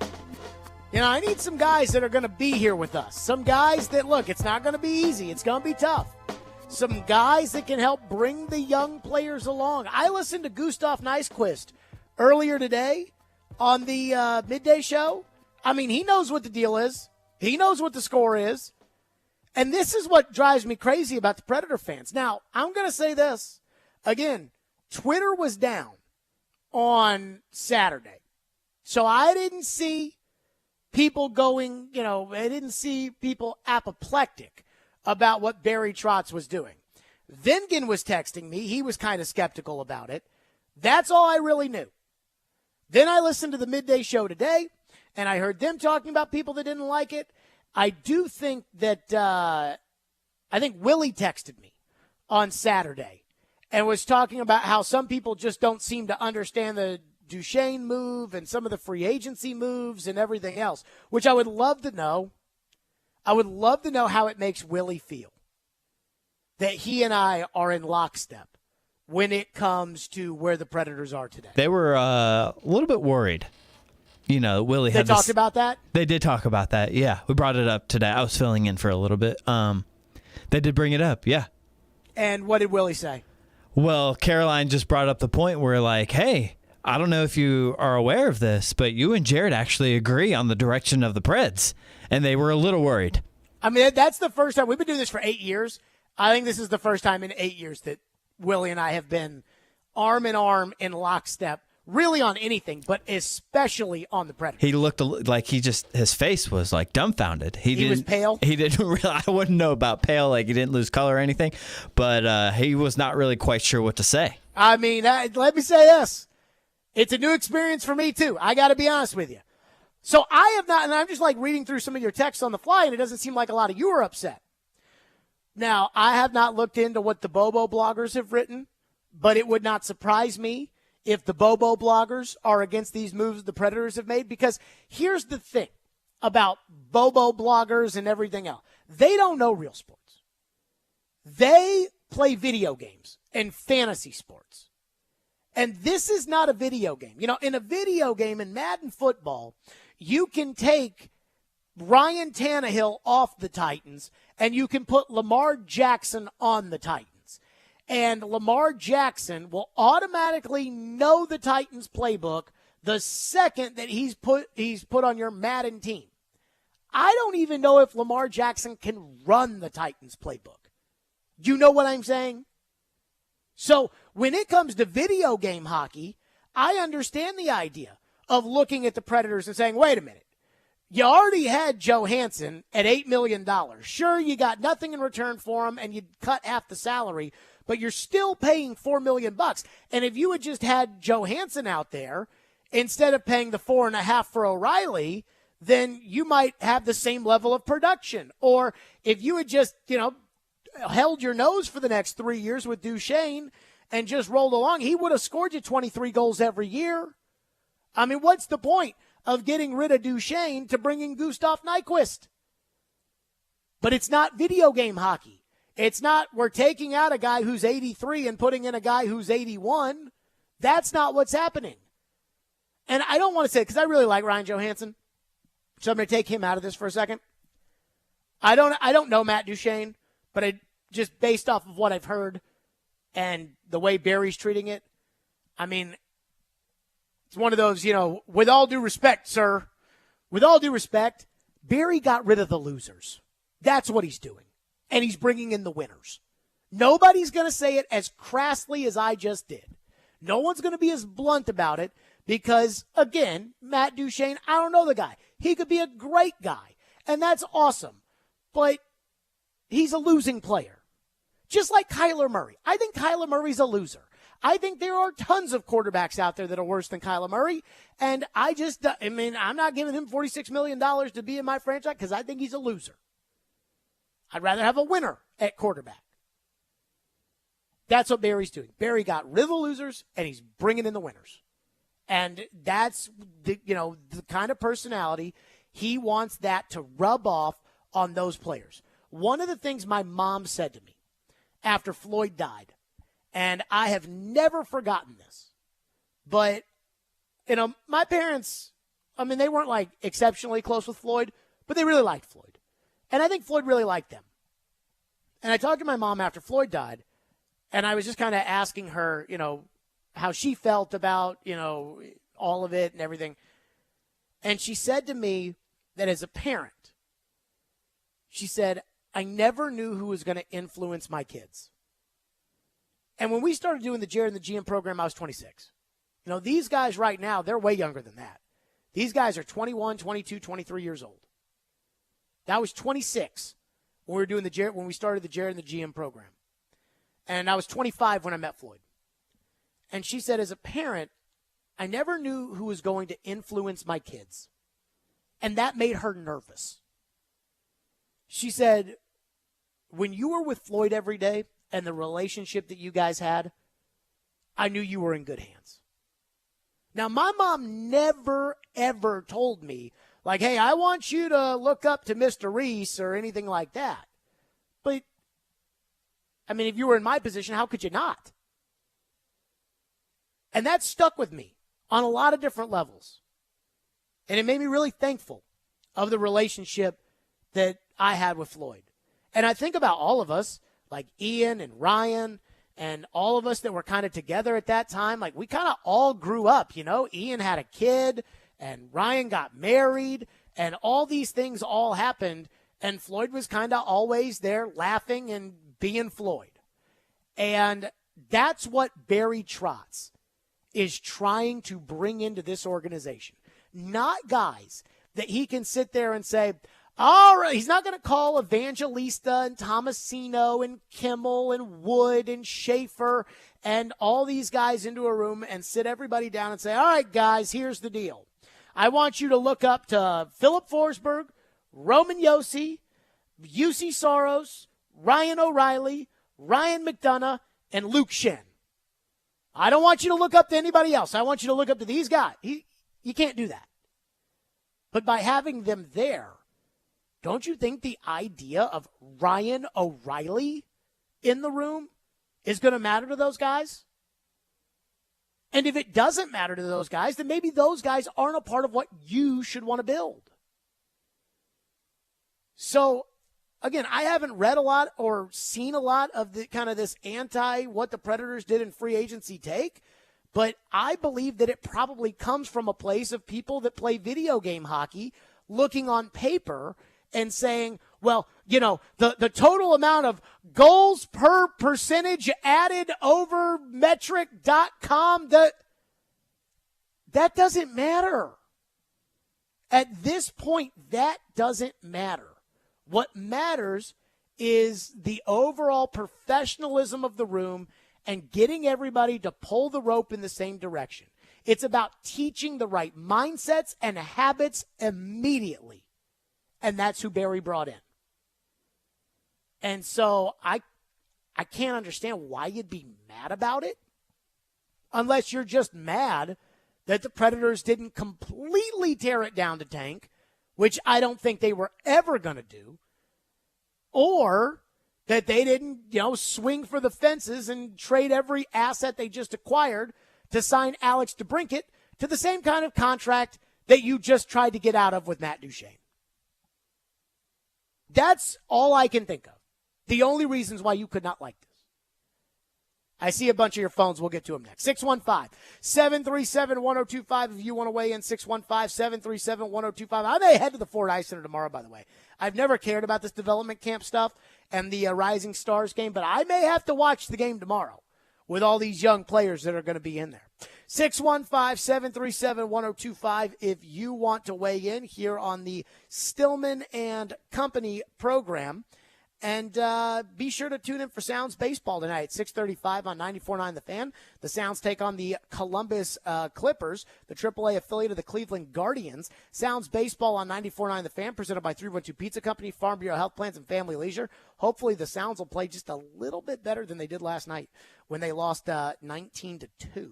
Also, we have your chance to win tickets to concerts, sporting events, and an ultimate staycation that includes Titans tickets, Preds tickets, and a 2-night stay at the Opryland Hotel with access to Sound Waves. Black Tie Moving delivers the Game Summer Ticket Tour. Stay tuned for more details. Stillman and Company, 102.5, 106.3 The Game. Stuck at work without a radio? Wait a minute. Disastrous. I hate that. It's got to be there. That's okay. Download the Game Nashville app or go to theGameNashville.com and listen live. We are Nashville's best sports talk, 102.5 and 106.3 The Game.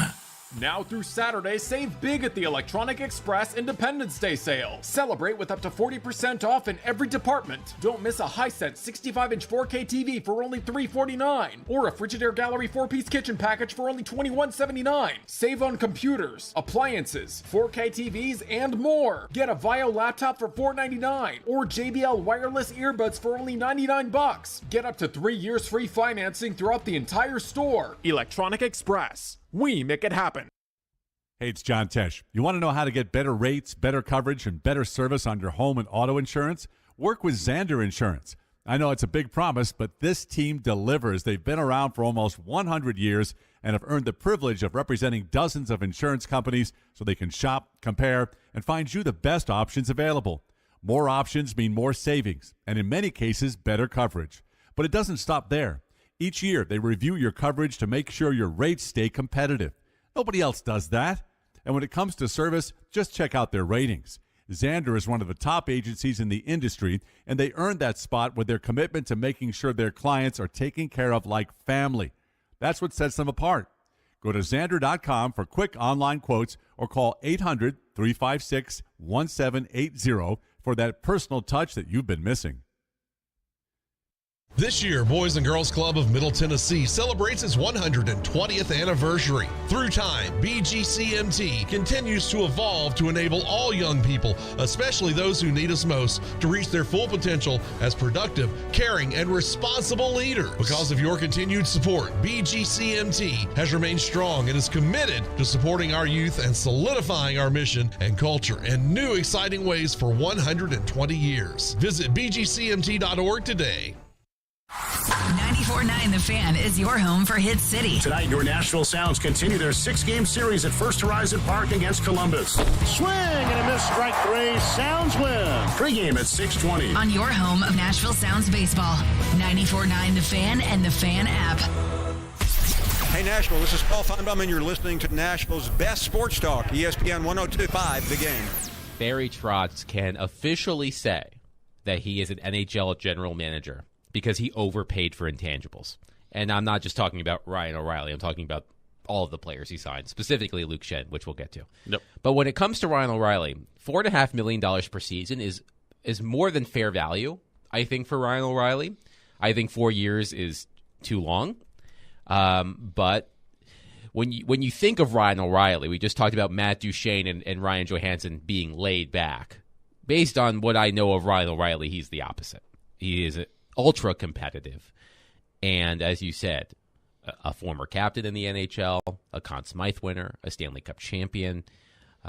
There's a reason why the Toronto Maple Leafs went out and got Ryan O'Reilly at the trade deadline, because they wanted to infuse their dressing room with his leadership, and Luke Schenn too, by the way. Luke Schenn, also a trade deadline acquisition of the Toronto Maple Leafs from the Vancouver Canucks. It's interesting because Ryan O'Reilly is still a very good player, specifically defensively.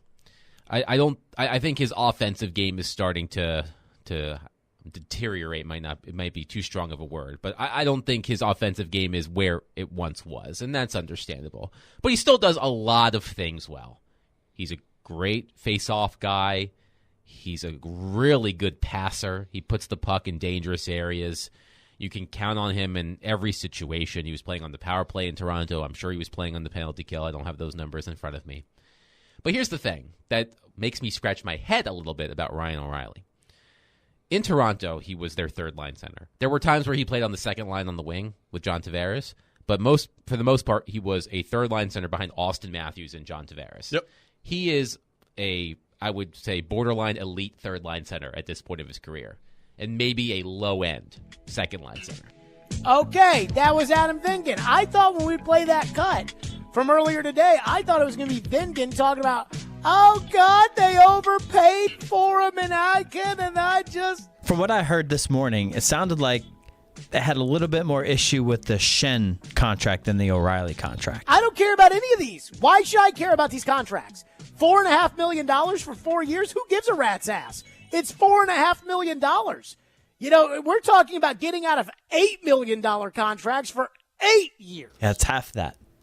I mean, it's 4.5 years. There was one part of that cut that really mattered to me. Do you know which part it was? Barry, the beginning? No. No? I'm not sure where you're going with this. When he said that we talked about Matt Duchene and Ryan Johansson and how they were a little laid back. And Ryan O'Reilly, from all accounts, is the exact opposite. They did bring that up, yep. Is what Barry is paying for.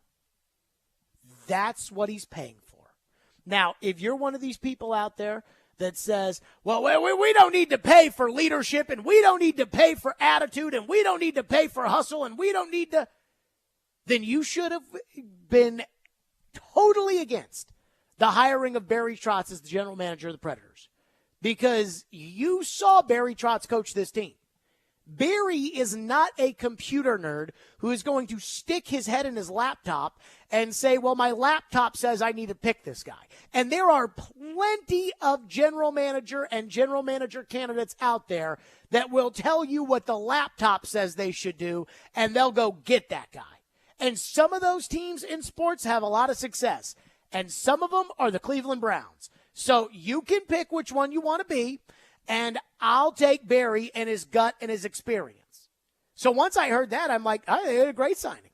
Now, all I heard today were people that were complaining about it, but the more and more I read in your texts in the text line, the more I think people are in total agreement with me with the job Barry Trotz is doing. There's one guy who just keeps blowing up the text line who says, that talks about the idea about Barry said, did Barry tell you what prospect he's tanking for? Because this team sucks. Ryan O'Reilly was a third-line center on a playoff team, and he is going to be our top-line center? You can't say it's not that bad. I'm sure it'll take another decade of mediocrity before you turn on Trotz. Ian, you think it'll take a decade before I turn on Trotz if the team's not very good? Won't take that long to figure it out. It will not take me a decade. Texter says, Jared, you bring up Tommy Novak. He's already in the NHL. It's too late for them to figure out if he's good or not. Why? Why is it too late to figure out whether or not Tommy Novak can play in the NFL? NHL. We don't even know if Traylon Burks can play in the NFL.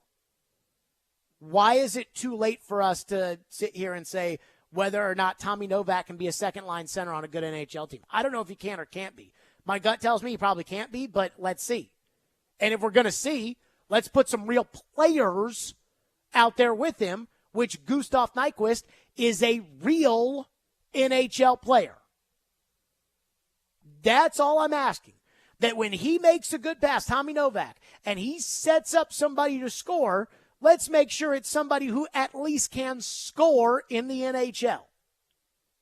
And not some Scarbini like Taylor Beck. Let's make sure that he's out there with someone who can actually play. Texter says the franchise is a clown show now. They had the chance to move on from Poyle, and here we are continuing on the same path. How? I mean, if this time last year, and I saw David Poyle talk to the Tennessean about this, and he said that the trade last year that hurt him the most was the idea of trading Nino Niederreiter because Roman Josi really sold Nino Niederreiter on coming here. And that it wasn't Niederreiter's fault that Niederreiter got traded, but that the organization had to go that way, and he felt bad because, they had to recruit Niederreiter, and Josi recruited him, and they ended up signing him, and then they ended up not being able to hold up their end of the bargain in terms of being a competitive team. Well, that's because they couldn't read the writing on the wall. I mean, we were yelling and screaming last year. This team was not a Nino Niederreiter or a Ryan McDonough away from competing for the Cup. And so they didn't know what they were. Trotz, I listened to Gustav Nyquist on the midday show today. He knows exactly where this team is because Barry told him. And Barry told you. And Barry told me. And Barry told all of us where this team is. I don't understand this idea of, who's going to score now for this team? Forsberg, Nyquist, and they're going to need some of the young guys to put the puck in the net. And when they call these young guys up like a Kimmel or Evangelista or Tomasino, the guys that put the little black puck in the white net will stay here, and the guys who don't will be gone. I think it's pretty simple. Texter said, earlier, Texter is out of his mind. Trotz is killing it. Got rid of Duchesne and Johansson because they needed to take a walk. Texter into the text line says, Jared, you nailed it. DeBrincat is Matt Duchesne 2.0 as a follower of the Ottawa Senators. 100% trading for another bozo is not good business. Now, look, I'm not going to say that about DeBrincat because DeBrincat does score goals, but I just don't think that this organization is in a position to where they need to be adding an Alex DeBrincat. Now, 2 or 3 years down the road, and that kind of player is unhappy in Montreal, and you've got a team that needs that forward, and you've got some picks, or you've got, fine, do it. But I don't think that the Predators right now are an Alex DeBrincat away. By the way, all the moves that were made at the trade deadline, this past year, and you made, feels like half of them, but all these moves that were made at the deadline. Ian, do you know how many deadline players were in the Stanley Cup final? 1. Teddy Bluger was the one guy. Just one. Out of all those moves, only one team was worth it. One player. Teddy Bluger. I don't even know who that is. I think he used to be on Pittsburgh. There you go. The one guy. So it's not like hockey is a sport where you're one guy away and you can do all of that. You know, I mean, Toronto's a great example. They made all those moves. They brought in O'Reilly. They brought in others. It worked for one round, but are they saying it was worth it after losing in the second round? Probably not. So, well, Pittsburgh made the move to trade for Mikhail Granlund, and that guy got fired. Didn't and even now make the the guy playoffs. that you just talked about in Toronto, he got fired. Now he's running Pittsburgh. 615-737-1025 is our phone number, 615-737-1025. Texter brings up a point here about this that I think is completely and totally unrealistic. We'll get to that next. Stillman and Company, 615-737-1025, 1025-1063, the game. Whether it's college football, Players might end up not going to Alabama or Georgia. or the NFL, I think that this team wins the AFC South. Trevor knows. Join ESPN's Trevor Maddich every Tuesday at 4:30 on Stillman and Company as he gives his opinions on the latest from the gridiron. I'm going to the team where I can get a ring. Trevor Maddich brought to you by Houston Clinic Orthopedics, where experience matters, on 102.5 and 106.3 The Game and the Game Nashville app. The FedEx Cup playoffs start in Memphis at the FedEx St. Jude Championship. Come out to TPC Southwind August 9th through the 13th and watch the PGA Tour's top players battle to make it through Memphis. Enjoy Memphis at its finest with specialty cocktails, local eats, a vibrant atmosphere, and much more. 2 kids 15 and under admitted free with a ticketed adult. Daily grounds and upgraded tickets are available now at FedExChampionship.com. Are you drowning in credit card debt? Want to get cash out of your home's equity? Loan Pronto can do it now in less than a week. Hey, Willie Donick here. That's right. Loan Pronto's Equity Express line of credit just got even faster. You can get $50,000, $100,000, even $200,000 in as little as 5 days. You don't even have to touch your primary mortgage. You can keep that 3% rate intact. Get just the money you need and pay off all those credit cards or get that home improvement project started. With this revolutionary program, you can access up to 90% of your home's value, and in most cases, there's no appraisal. Stop paying insane interest rates to the credit card companies and get tens or even hundreds of thousands of dollars in cash in as little as 5 days. Call Loan Pronto now for the even faster Equity Express line. 615-499-5780. That's 615-499-5780 or go to loanpronto.com. 615-499-5780. Equal Housing Lender, NMLS 166-1781, subject to lender approval. On July 22nd in Nashville, Tennessee, 4 men will compete in one boxing ring. Only one winner will be declared. Who will be the last man standing in the first ever Survivor Tag? KSI's Misfits Boxing is coming to Nashville. That's right, Misfits and DAZN are bringing Misfits 008 to the Nashville Municipal Auditorium, including some of the biggest names in the crossover and celebrity boxing space. The night will be packed full of action, including the first ever tag team boxing match in the U.S. Fighters on the night include gun expert Brandon Herrera, fan favorite B-Day, political activist Alex Stein, chart-topping rapper Swarms, lightweight champion Dean the Great, former BKFC champion Alan Belcher versus Hasim Rahman Jr., and many, many more. Misfits 008 tickets are available now, starting at $20 from Ticketmaster.com. When it comes to Chase McCabe, The Nashville Predators, the Titans, the NBA, college football, talk a little racing. you get a little bit of everything. But hey, you know what? We're getting it done. Join Chase McCabe weekday mornings at 9 on 102.5 and 106.3 The Game and the Game Nashville app. You're listening to Stillman and Company on 102.5 and 106.3 The Game and the Game Nashville app. It's been a very busy few days, if you will. And you saw some of the major pieces that we look for. And if you remember when I first came here on the first press conference, I said a couple things I want to do. I want to change a little bit of the culture. Not that the culture was bad, but it just needed a little tweak. I was looking for serial winners. I wanted to allow a path for our young guys to develop and be surrounded.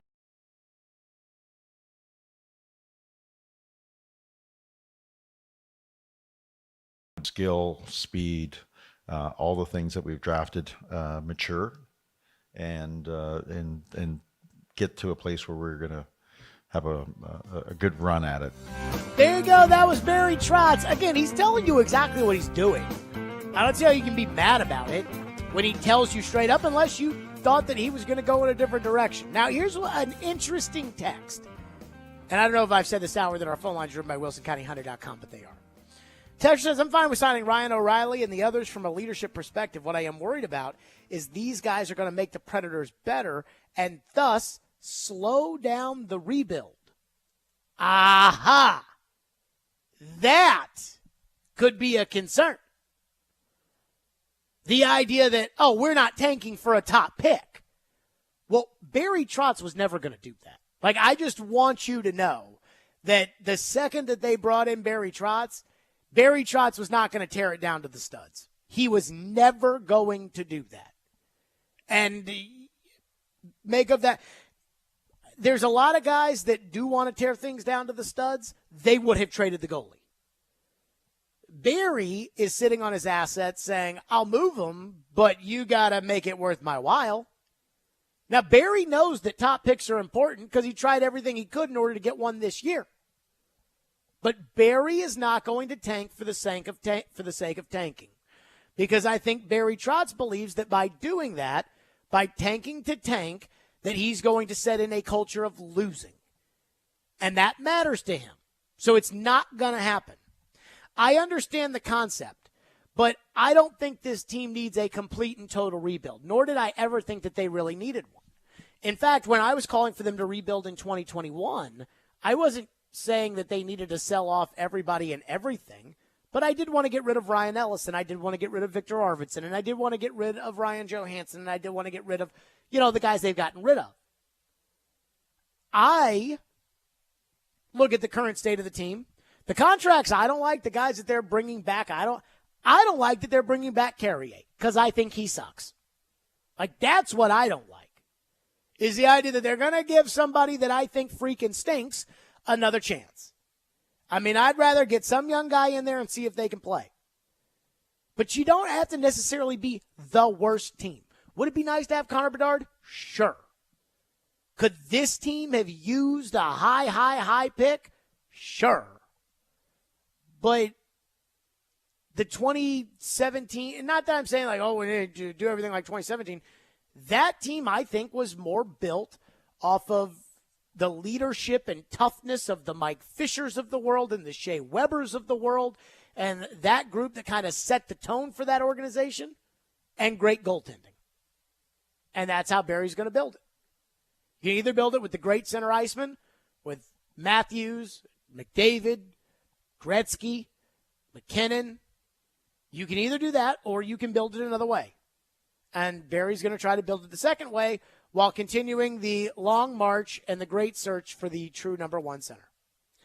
After just kind of reading through your text, because Trey sent in a text and said, these textures are way off their rocker. I am more sold on the Preds now than ever. Trotz is building the team the right way. These texters just wanted Trotz to turn the Preds into a cup team in one offseason. I truly believe, just reading through your texts, that 85% of the texts are on par with my line of thinking. I mean, I was thinking about this the other day. An approval rating. I mean, I assume that Barry Trotz probably has about a 90% approval rating, just because I know that you can't please 10% of people no matter what.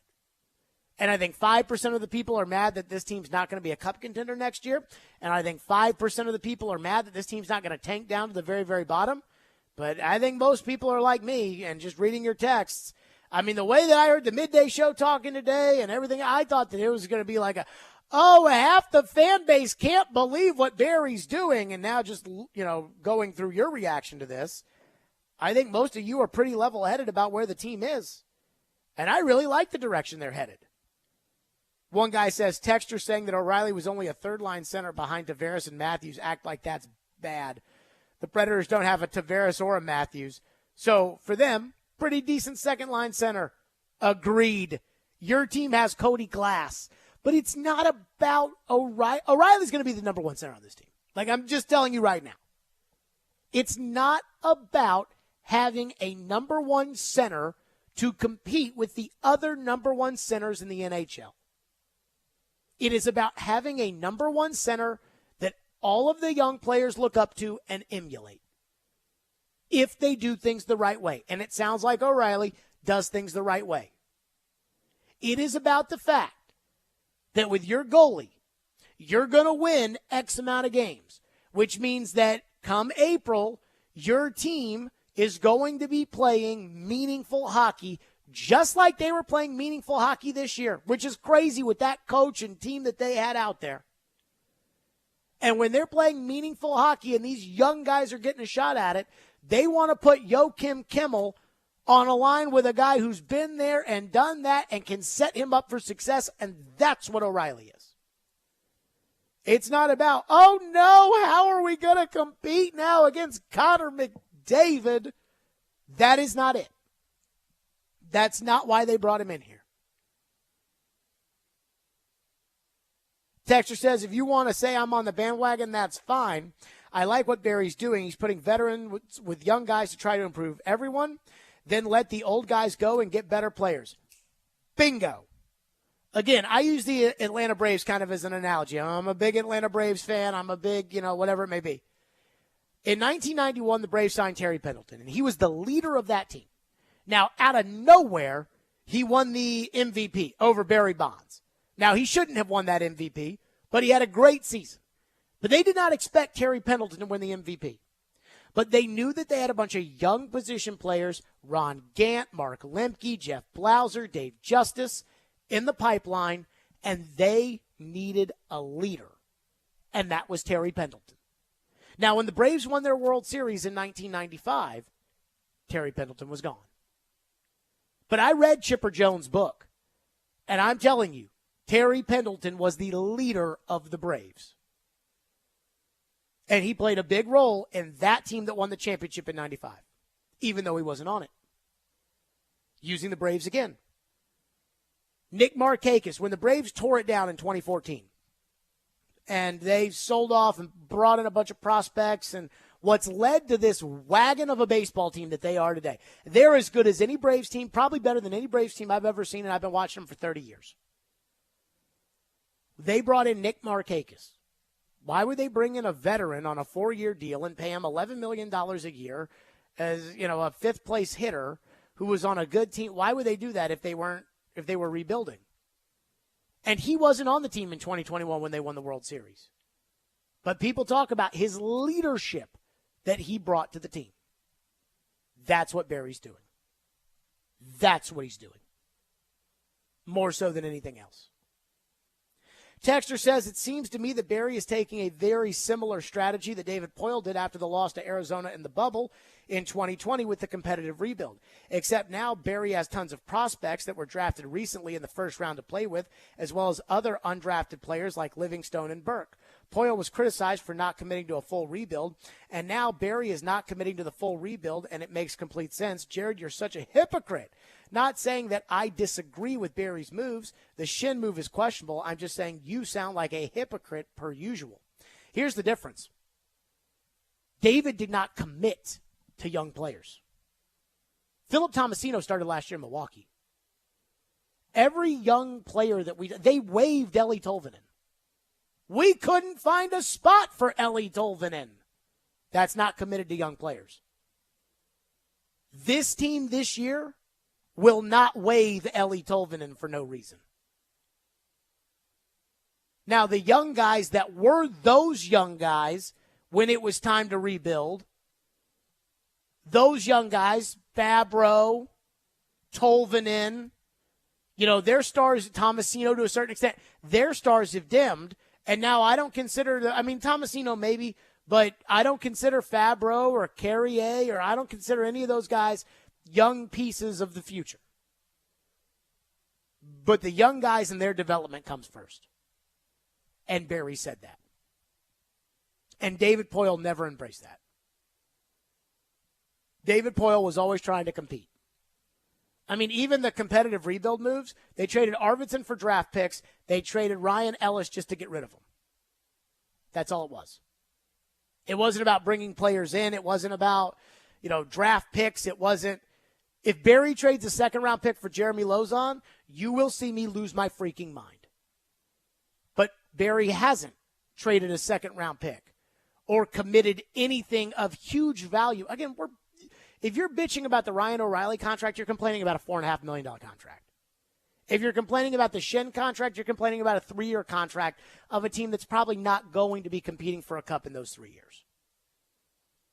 I mean, to me, there's a complete and total difference. And if Barry starts dealing valuable assets, valuable future assets for Jeremy Lozon, then I will have a problem. But right now, I don't have that problem. So what? The guy sucks. He's making $3 million. It's the NHL. Yeah, I don't care about that. If the guy sucks, he's making $8 million for the next 9 years, and I can't get rid of him. That's a problem. Texter said, all I got to say is Cole Smith better not be in the lineup. Guess what, Texter? He will absolutely be in the lineup. 615-737-1025 is our phone number, 615-737-1025. The latest on DeAndre Watch, and not so much what the news is, which does sound good for the Titans, but where it's coming from and what that means. We'll do that next. Stillman and Company, 102.5, 106.3 The Game. All the big plays. Rebound, try out in front. And Saros covers it up. All the big stories. Andrew Burnett reportedly hired as the next head coach of the Predators. All in one place. We are Nashville's best sports talk. 102.5 and 106.3. Checkered flag is in the air. Comparing goalies to running backs. 46-27 Vanderbilt. Does this group of players need more? The Game and the Game Nashville app. ElectronicExpress.com. We make it happen. We're changing the game. I'm Michelle Knezvik. Help your bets stay hot this summer with Superbook Sports, the most trusted name in sports gambling, with a direct line to Las Vegas. And now when you use the promo code THEGAME, you can score up to $250 with their first bet bonus. Win or lose, Superbook will match your first bet up to $250 with the promo code THEGAME. Download the Superbook Sportsbook app and enter the promo code THEGAME, and you'll get $250 courtesy of Superbook Sports. Visit superbook.com for terms and conditions. Gambling problem, call 1-800-889-9789. Tears for Fears. Live in concert. The Tipping Point Tour Part 2. With special guest Cold War Kids. Tears for Fears. This Tuesday at First Bank Amphitheatre in Franklin, Tennessee. Get tickets now at livenation.com. Part of the Farm Bureau Concert Series. Now, your Game Center update.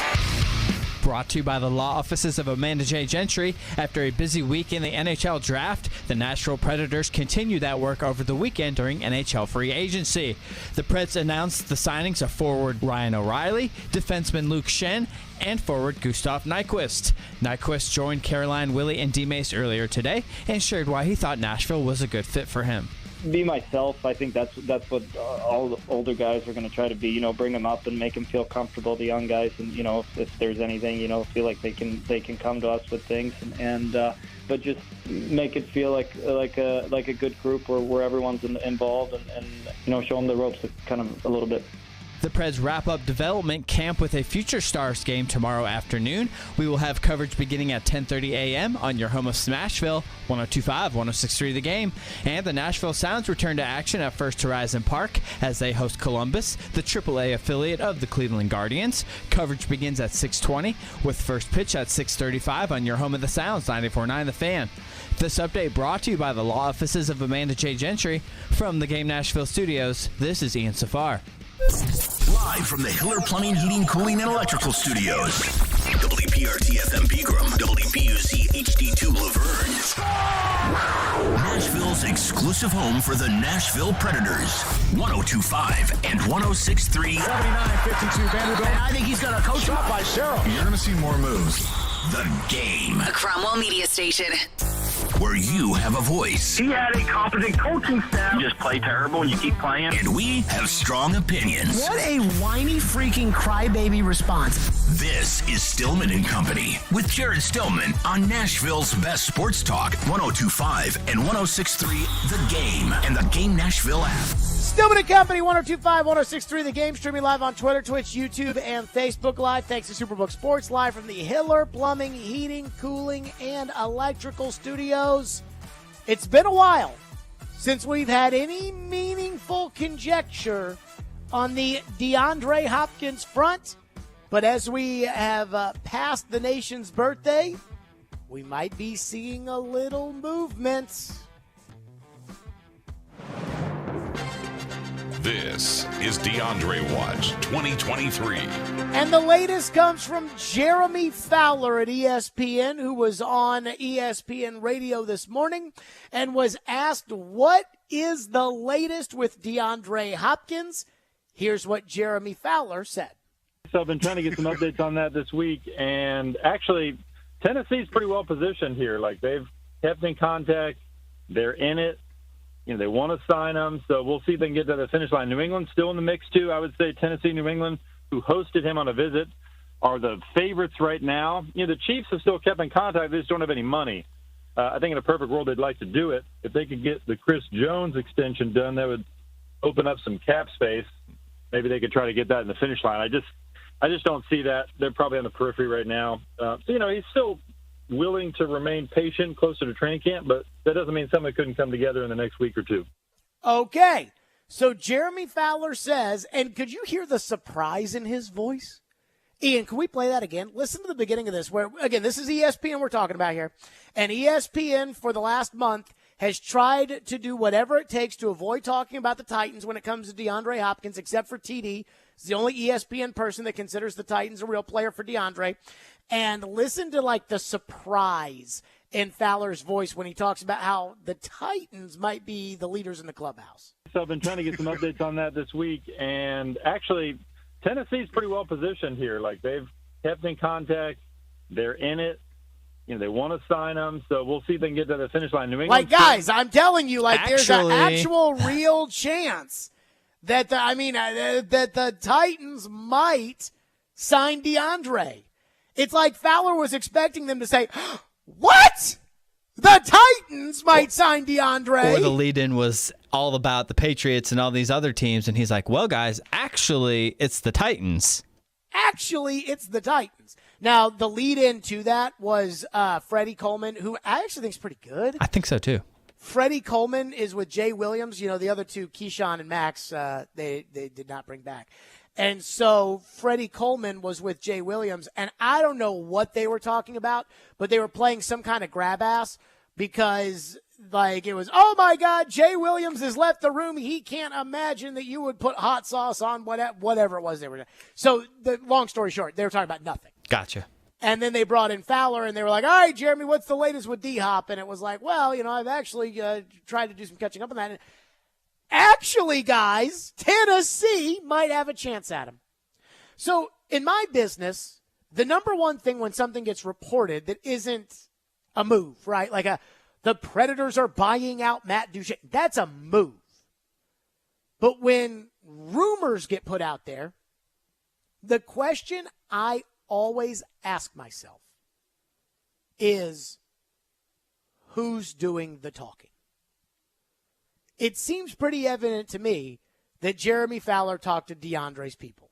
It feels like Jeremy Fowler has been a part of the DeAndre watch pretty much the entire time. And his reporting has really never felt like it was slanted towards one team or another. For instance, TD, covering the Titans, has reported that the Titans are confident they're going to sign DeAndre Hopkins, but he's never reported anything about the Patriots or anything about any of these other mystery teams that may be involved in the DeAndre sweepstakes. And so Jeremy Fowler says, yeah, I actually spent some time looking at that, and Tennessee's in a good shot. they're in a good spot. New England's still there, and I don't think Kansas City's a part of this, which makes me think he's getting his info from DeAndre's people. So if Fowler is getting his info from DeAndre's people, and DeAndre's people are telling him Tennessee's the leader, New England's there, Kansas City, for the most part, is out. Why? It's one of two things. One, the Titans really are the leader in the clubhouse, and DeAndre's people are just being straight up with Fowler. That is, Tennessee, they're right there in it, and they're actually doing a really good job. I mean, I know they flew him on Southwest, which, if you're going to wine and dine somebody, is probably not the way to go. But I do think that he likes Tennessee, and I think they're a real possibility. And, we're still considering New England. We'll see. And that's just the truth. Or, number two, which just because I know how negotiations work, I think might be more likely, which is this could be a shove to the Patriots. And I don't know what their offer is. But this could be a push to the Patriots of, look, man, Tennessee's leading in the clubhouse right now. So I know that you have said that this is the deal you're willing to do, and the deal that you're willing to do is not good enough for us. But I'm just saying, if you don't do this, then he will go to Tennessee. And I go back to bringing up what Fowler's reported and comparing that with what TD has reported. And again, I feel pretty confident that when TD says the Titans are confident they're going to sign Hopkins, that TD is hearing that from the Titans. I don't know that for a fact, but I'm pretty sure. Albert Breer, Sports Illustrated, who's been all over this story as well, and I think has been somewhat in contact with DeAndre's people as well, cut his teeth in Foxborough in New England. He's a New England guy covering the Patriots. And he has said, and we've played the cut, but he has said that if the Patriots are going to get a DeAndre Hopkins deal done, it's going to get done on Bill Belichick's terms. That's what he said. So I go back to what we know, which is DeAndre's taken a visit here, and he's taken a visit to New England, and that he supposedly liked both places. But he didn't like either place enough to stand up, put his hands in the air, and say, I'm committed. He wasn't ready to go there. Then we hear New England wants him, but if the deal's going to get done, the deal's going to get done on Bill's terms. Now we hear that the Titans, I forget what the exact wording was. Was it are strongly in the mix? The way Fowler made it sound is the Titans are the leader in the clubhouse. And I just keep going back to what I've always said, which is why? DeAndre's people picked up the phone when Fowler started doing some calling around about what's going on with Hopkins, where is Hopkins going to be, and Fowler, I think, was even surprised, too, because he works for ESPN, and they will never, ever, ever, ever want to admit that DeAndre might come here. And I think even he was surprised that Tennessee's the leader. But did DeAndre's camp tell him that because that's where we are? Or did DeAndre's camp tell him that because they're trying to move Bill Belichick off of the only deal we're going to do with DeAndre is my deal? Is that what they're trying to do? I'm reminded of a Jeremy Fowler report that came out in the middle of the day on a Sunday. And that was that Derek Carr was leaning towards the Jets. Remember Derek Carr went on his free agency tour and all these teams were interested in Derek Carr, and he ultimately chose the Saints. But it came out on a Sunday afternoon, probably around 5 or 6 o'clock. And I know this because I was on air at Sirius at the time when this came out. And it was that Derek Carr was leaning to the Jets. That morning, Jeremy Fowler was on set at ESPN reiterating that he had heard that Derek Carr was leaning towards the Jets. Now, if Fowler's reporting that Derek Carr is leaning towards the Jets, Ian, where do you think Fowler got that information probably from? The Jets? Well, I don't think the Jets would know which way he's leaning. Well, I guess Carr. Carr. If he's leaning towards the Jets, he probably got it from Carr or Carr's people. The next morning, Carr signed with the Saints. So why do you think Carr's people told Fowler that he was leaning towards the Jets? Because they had probably told the Jets, you've got by 10 a.m. till Monday to make up your mind on if you're going to play the game with Green Bay on Aaron or if you're going to take the bird in the hand and sign Derek Carr.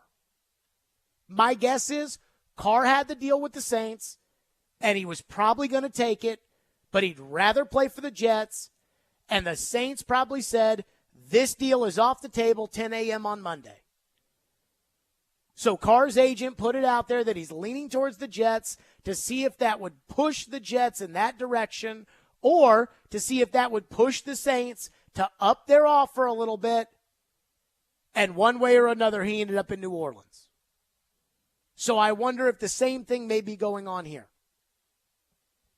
And while I just don't see the Patriots budging, and I know you need them more than they do, I do think that might be a part of this. I am skeptical. Let's get to your phones on it next. 615-737-1025. Again, the latest on DeAndre Watch. Jeremy Fowler, Kansas City, they don't have the money. The Titans could very much be in the mix, could have a strong shot at DeAndre Hopkins. Stillman and Company, 102.5-106.3 The Game. And we'll give away some tickets later in the hour, so be listening for your chance to win. 102.5-106.3 The Game. 102.5 and 106.3 The Game is live and local. And now, let's meet the starting lineups. Robbie and Rex Rose, 6 to 9. Big time performance, best part of the team. Chase McCabe, 9 to 11. An unrestricted free agent. Caroline, Willie, and D. Mace, 11 to 2. Got the big contract. The Velvet Touch. Talking about Hall of Famers. And Stillman and Company, 2 to 6. Kept going for it. And don't forget, we're your home for all things Smashville. He scored! Nashville's best sports talk, 102.5 and 106.3 The Game. Hear that? That's Jeff Anderson. He's that guy in your neighborhood that's always making improvements to his house, his car, his yard. On your street, it's about keeping up with the Andersons.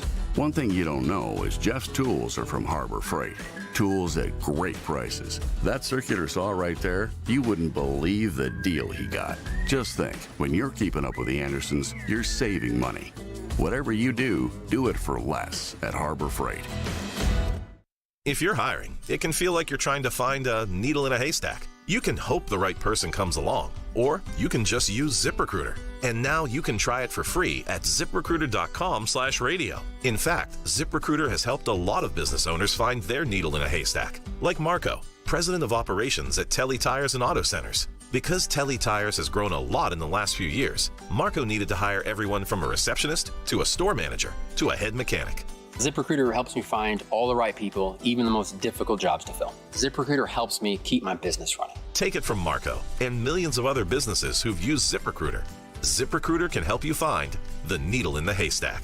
See why 4 out of 5 employers who post a job on ZipRecruiter get a quality candidate within the first day. And right now, you can try ZipRecruiter for free. That's right, free at ZipRecruiter.com/radio. That's ZipRecruiter.com/RADIO. ZipRecruiter.com/radio. ZipRecruiter, the smartest way to hire. Willie Donick here for Pella Windows and Doors of Nashville. The official brand perception report is in, and the Pella Windows and Doors brand is #1 for the most trusted, most often recommended by others, and highest quality. Nashville area homeowners are very lucky because Pella Windows and Doors of Nashville is one of the top locations in the country. They provide award-winning excellence when it comes to craftsmanship and installation. If you need new doors or windows, I suggest you choose the experts at Pella Windows and Doors of Nashville. Go to PellaofNashville.com. This is Evan Bass for the Tennessee Men's Clinic. For most of us, sex is a big part of our relationship. So when something like erectile dysfunction starts affecting intimacy, it can be a real problem. But what you may not know is that ED doesn't just affect you, it can be tough on your partner as well. Plus, if you have ED, you know how it can make you feel. The truth is, we see a lot of guys who have depression, frustration, and even relationship issues because of ED. But we don't want ED to impact you or the one you love anymore. The Tennessee Men's Clinic tackles ED. Our urologists and medical providers take a comprehensive approach and have treated thousands of men with treatments that are successful in nearly 90% of cases. Even if your hormones are off, or if pills, wave therapy, or other treatments have left you hanging, the Tennessee Men's Clinic will work hard to help you get your sex life back, perhaps performing like you haven't in a long time. So call us. Your first appointment includes blood work and a medical consult. Call 615-208-9090 or go to TennesseeMen'sClinic.com. We have 2 offices in Midtown and Franklin. Visit our website to learn more, including side effects. Treatments extra, results vary. Want to see our smiling faces? You can watch us on Twitch, Twitter, YouTube, and Facebook Live. We are good to go. Presented by Superbook Sports, voted #1 sportsbook in Vegas. Strong opinions and a strong personality on your drive home. This is Stillman and Company on 102.5 and 106.3 The Game and the Game Nashville app. You look at the Tennessee Titans, and Ryan Tannehill, to me, is on his last leg. They definitely need a running game. They do not have any receivers other than Burks, who is still a little bit of a question going into his second year. But, boy, when you look at their depth chart at Tennessee and who they have at the receiver position, I couldn't tell you a household name or even a name that I would recognize without having to go back and look it up on what they have around him. So besides Derrick Henry, I don't know who else they have on offense as a playmaker, and maybe Treylon Burks takes a step this year. There you go. That was Rick Spielman, and I do think Burks will take a step, I hope. I do think Okonkwo will take a step, I hope, but he's right. They got nothing. Former general manager Rick Spielman's right, and that's why they've got to get Hopkins, even though deep down inside I don't even really like Hopkins. Phone line driven by WilsonCountyHyundai.com. Adam in Portland has been waiting patiently and is up next on the Titans and DeAndre. Thank you for calling. What's up, Adam? Hey, Jared. Happy 5th. I guess, man. I didn't get to talk to you. But, man, this is like classic posturing, bro. Like, we hated this dude forever. And honestly, I would take him because he's a great player. But if he comes out with a list of people and says, hey, I want to play for these contenders, and Tennessee is not even mentioned, I mean, we get the meeting probably because Amy's got the same itch that her dad did and was like, hey, we need to go try to get a good player, even though he doesn't want to come here. But I don't think he wants to come here, man. Like, I think even Pac-Man coming out going, hey, I'd be surprised if he don't leave with a deal. Like, I just think the numbers ain't adding up. He wants more money, and that's all. I don't think he wants to play for us. So as far as the sentimental value of where he wants to play, I don't care about that. As far as the idea of whether or not, he's leveraging the Titans in order to get a better deal from the Patriots, that's what I care about. I think that's what he's doing, dude. Like, that's just what it feels like to me. I would love to think that we have a backup plan, but it doesn't feel like we do. But I've never thought this was a real thing. Okay, let's go around the room. So Adam thinks that that DeAndre Hopkins is leveraging the Titans in order to get a better deal from New England. Ian, do you think that? Again, the Jeremy Fowler report sounds like the Titans are in the lead on the DeAndre front. Do you think that that's out there because it's true, or do you think it's out there because he's trying to leverage a new deal from the Titans? I mean, from the Patriots. From the Patriots? Yeah, I think better deal from the Patriots. I don't know. Part of me thinks both could be true. I do think the Titans probably are the best fit. I'd keep going back to the Tim Kelly situation here with the Titans, so he kind of knows the offense a little bit. I don't think fit matters at all. You think it's strictly money at this point? Hell yes. Okay. Well, I mean, if it's strictly money, then he is probably leveraging the Titans for a better deal for the Patriots. Yeah, he's probably playing multiple teams against each other on purpose for that. I agree. I believe DeAndre Hopkins wants to be a Patriot. And I could not tell you why he would want to be a Patriot. I think the shine is off the apple on Belichick. We have the baby mama's Aaron Hernandez comments from Bill O'Brien, according to Michael Irvin. We've got the fact that, Mac Jones or Tannehill, I would take Tannehill over Mac Jones, though I do think we need to cut Mac Jones a little bit of slack because of the bozos that Belichick put in charge of the offense last year. There's a crowded wide receiver room there, or at least a more crowded room, with Devontae Parker and Nelson Aguilar. Got cut, but they brought in Juju Smith-Schuster. I don't know why I said Aguilar. Juju Smith-Schuster is in the mix. Tyquan Thornton was taken in the second round, and they're going to want a return on investment on their second-round pick. And so while I'm sure DeAndre thinks I'm the guy here because I've always been the guy, they've got 2 tight ends in Gesicki and Hunter Henry. I mean, I think there's probably less ball to go around for DeAndre there. The division is tougher. The taxes are worse. The city stinks. I mean, I do not, especially the weather. I have no idea why, if everything was even, he would pick the Patriots over the Titans. Unless there's something about the Bill Belichick lure that DeAndre Hopkins has that I don't feel applies anymore in the NFL. That Brady has kind of washed that away from Bill. And the last couple of years have kind of washed that away from Bill. And yet I do think the reason why DeAndre's people are most likely the ones that are telling Jeremy Fowler that the Titans are the leaders in the clubhouse here, or what was the exact phrasing? Well-positioned, something like that. You know, I mean, Fowler makes it sound like they're the leaders here, is because he wants a better deal from the Patriots. Now, it may be like the Derek Carr thing, where he wants a better deal. Or it may be like the Derek Carr thing, and we don't know why Derek Carr's people told Fowler he was leaning Jets, but it was one of two things. Either the Jets had made the best offer to that point, and they wanted to get the Saints offer up, which I doubt, or he wanted to go to the Jets, and the Jets were hoping that they could wait out the clock, and if Green Bay wasn't going to trade Aaron Rodgers, then they were going to go acquire Carr on the back end. And Carr wanted to set a deadline so that didn't happen. But I think he'd rather be a Patriot. Texture says, being on the Patriots means exposure for yourself and your brand. Does DeAndre's brand need help anymore? I mean, DeAndre could sign anywhere, and I think people would pay attention. But if that were the case, wouldn't he want to go to the Cowboys? Wouldn't he want to go to the, take that less money for the Chiefs for the brand? I'm not sure I necessarily buy that. Plus, I don't think the Patriots have a great schedule this year in terms of TV. Now, they play in that loaded division, and so maybe that means that they can put some Patriot games on just because. But I want to say last year the Patriots had one Sunday night football game and they got flexed out of it, which is highly embarrassing for a team that is like that proud. Well, as far as the brand goes, I mean, people are actually pay attention nationally to the Patriots. That is true. And, I don't know if it's necessarily about brand, but if it's about getting yourself out there, trying to work on a one-year deal to get a better contract moving forward, I mean, all the NFL people watch all the games and have all the tapes, so that probably wouldn't matter.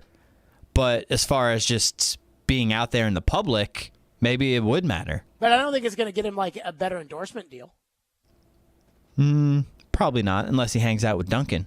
I am looking at the Patriots schedule. Week 1, Eagles, 325 CBS. That's probably a Nance and Romo game, so that's probably a Eagles, game. Yep. Week 2, Sunday Night Football. That's a national game. Week 3, at the Jets, noon kickoff on CBS. A little surprised by that. There'll still be a lot of eyeballs on it, though. I know, but I figured that'd be a Nance and Romo game. Now, it may be Nance and Romo and Fox has the doubleheader, but the next week they go to the Cowboys, and that is a 325 game on Another Fox. one. Man, they are loaded early on. I do think that is that's an America's Game of the Week game. Cowboys and Patriots. Let's see. New Orleans noon. Raiders late, but it's not the 325, it's the 305, which means that's not a premier game. Josh McDaniels coming back or whatever. Whatever. But they're not going to put on TV. Buffalo noon kickoff at home. Miami noon kickoff on the road. Washington noon kickoff. Indy, I think this is in Germany, where they play Indy at Deutsche Bank Park. So that, I guess, is technically a national game. The Giants noon kickoff. The Chargers, noon kickoff. The Steelers, Thursday Night Football. That's a primetime game. The Chiefs, Monday Night Football. The Broncos on a Saturday standalone NFL Network game. That's a primetime game. And then the last game is TBD with the Jets after a noon kickoff against the Bills. That's probably more primetime games. That's it's some good games on there. That is a much better schedule, though, than the Titans' schedule as well.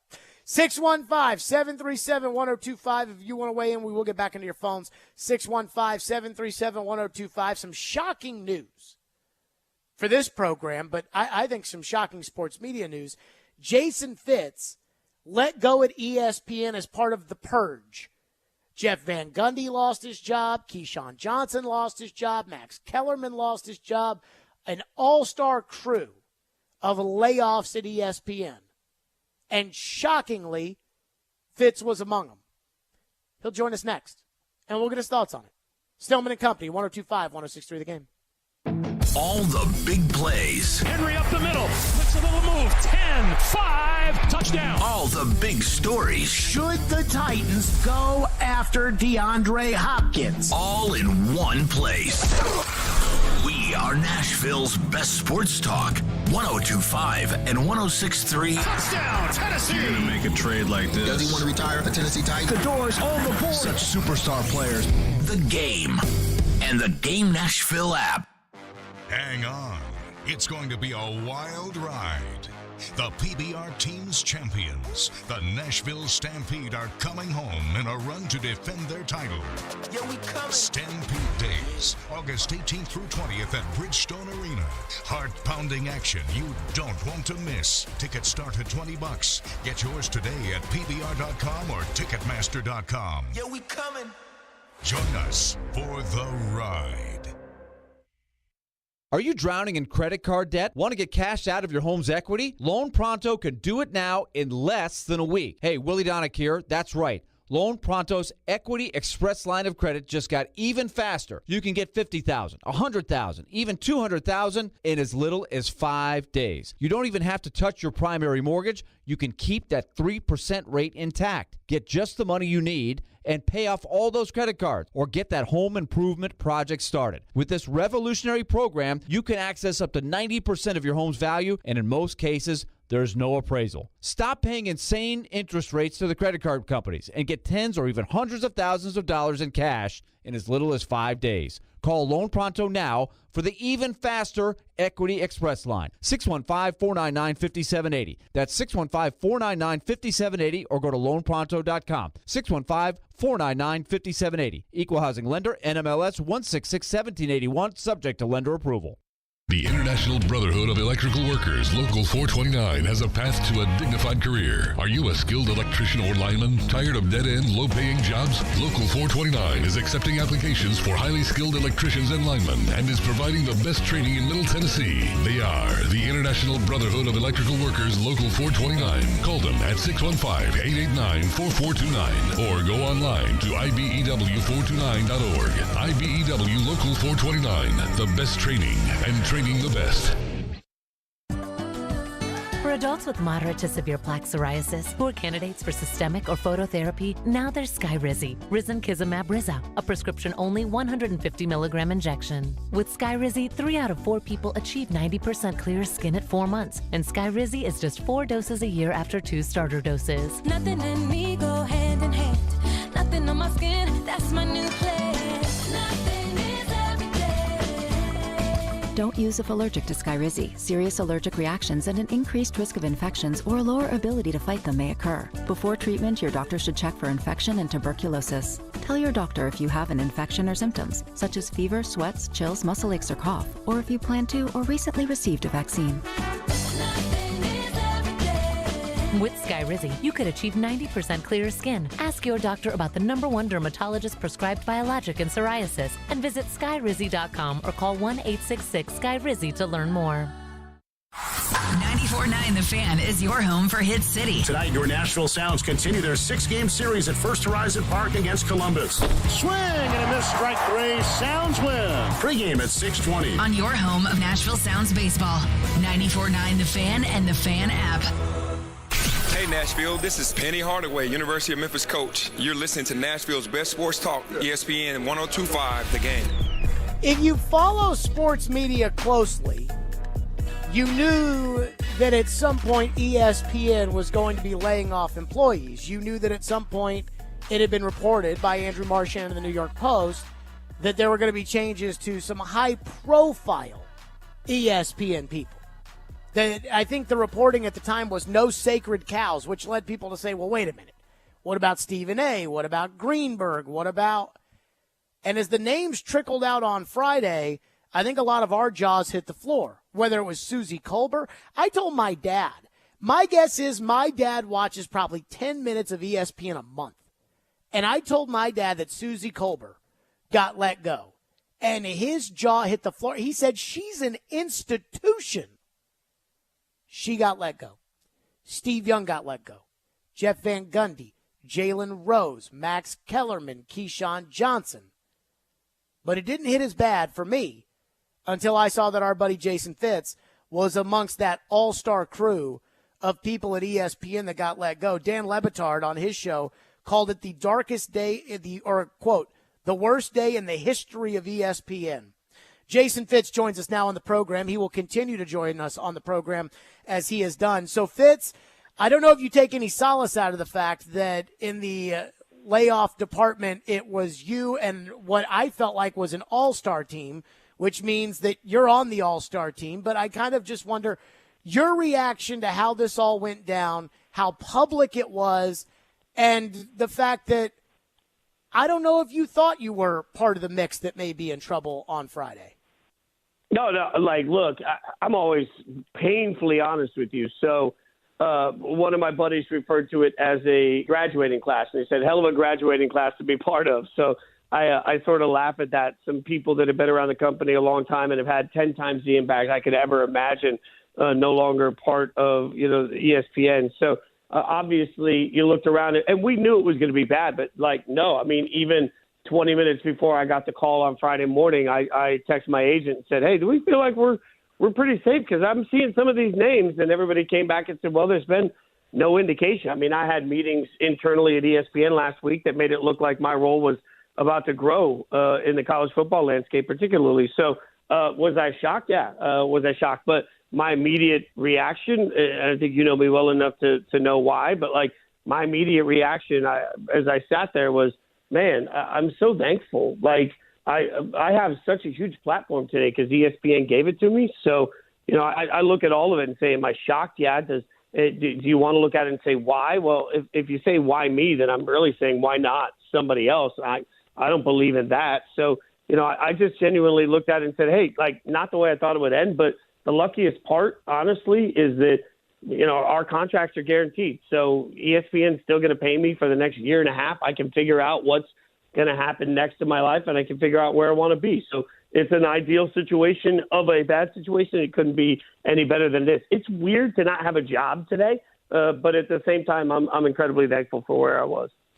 Two quick questions. One, how did this go down?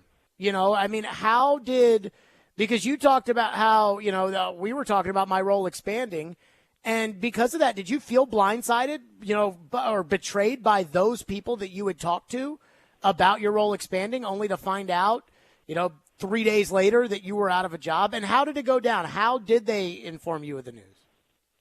So I got a call on Friday morning from the Boston radio, and she also had the Boston Digital in her office. So they put me on speakerphone, and, they said, hey, obviously – this isn't a good call, and there's a lot of, I think, sadness in that moment. It was an emotional moment for them because we've been together for a lot of years. But it's a very simple, hey, like, it's very straightforward, effective today. Your services will no longer be needed, and it's a pretty unfortunately blunt conversation because it has to be from their talking points. To your blindsided question, no, because here's the weird thing about ESPN that a lot of people may not realize is, like, I'm technically an ESPN employee, but I'm an ESPN radio employee. So radio is really in charge of my life. So you can work like I do for all these different departments, but radio's the one that decides if they want to pay me every single cycle, right? So when my contract's up, even if I've done work for TV and digital and all those other places, it's radio that makes the decision of whether or not I'm going to continue to be an employee. So I think everybody else was just acting under the good faith that since my name hadn't been included in any of the internal or external rumors, I think everybody just kind of thought that I was going to be around. So when somebody in the college football landscape says, hey, we want you to be more involved in this show, well, that makes sense because they're out there just trying to piece it together. And when somebody in the gambling space says, hey, we want you to do some gambling content this fall, that all makes sense because they're basing on what they know informationally. None of them, I mean, honestly, I text some of the people I talked to days earlier with the, hey, I know we talked, but I just want to let you know I just got the call. I'm done. And they were as surprised as I was. I have not yet talked to anybody involved outside of my one main boss in radio that had any idea this was coming. And my relationships are good enough. I trust that honesty. Jason Fitz is with us here on the program. Fitz, I'm not going to sit and count your bank account or your wallet or anything like that. It's no secret ESPN has lost a ton of money over the years, especially as cord cutting continues. You know, Gary Bettman said to me last week on the program when I told him that I was a cord cutter. Now, I still have YouTube TV, so I guess I still am technically paying for ESPN. But I told Gary Bettman I was a cord cutter, and he said, well, you're the problem then, and we kind of laughed about that. But it's no secret that ESPN's losing all this money on cord cutting. I mean, I can't imagine that your salary, and I am not here to say that you didn't make a lot of money or anything like that, but, I mean, you get what I'm saying, right? Like, your salary is moving the needle for ESPN one way or another?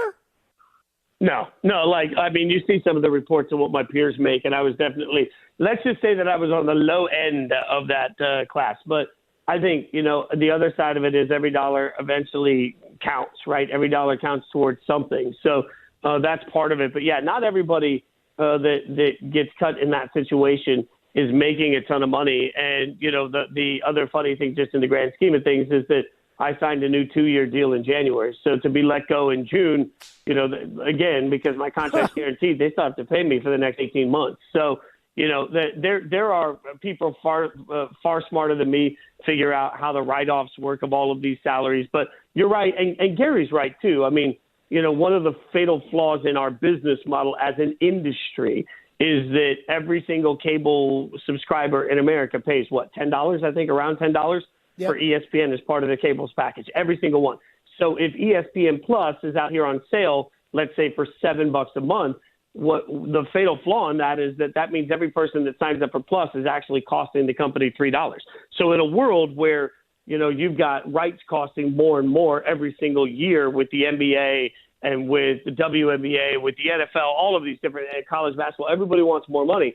So if you're ESPN, your rights costs go up every year while you're at the same time hemorrhaging, cable users for all entertainment. It's much like the music business. Like it's getting harder and harder to find ways to squeeze dollars out. So, it has less to do with how much you make and just more to do with how they're sort of allocating what's being made to who and where and why. And that's a complicated sort of Ponzi scheme that I'm not smart enough to figure out.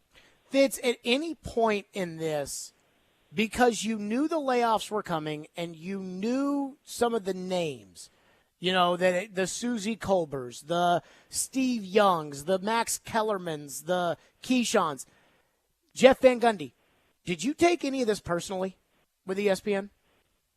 No, not at all. For me, the business is business, right? And I feel like I did everything I could. The one thing I've said repeatedly, and I've said this to you for a long time, is like all we can do are the three basic tenets in my mind.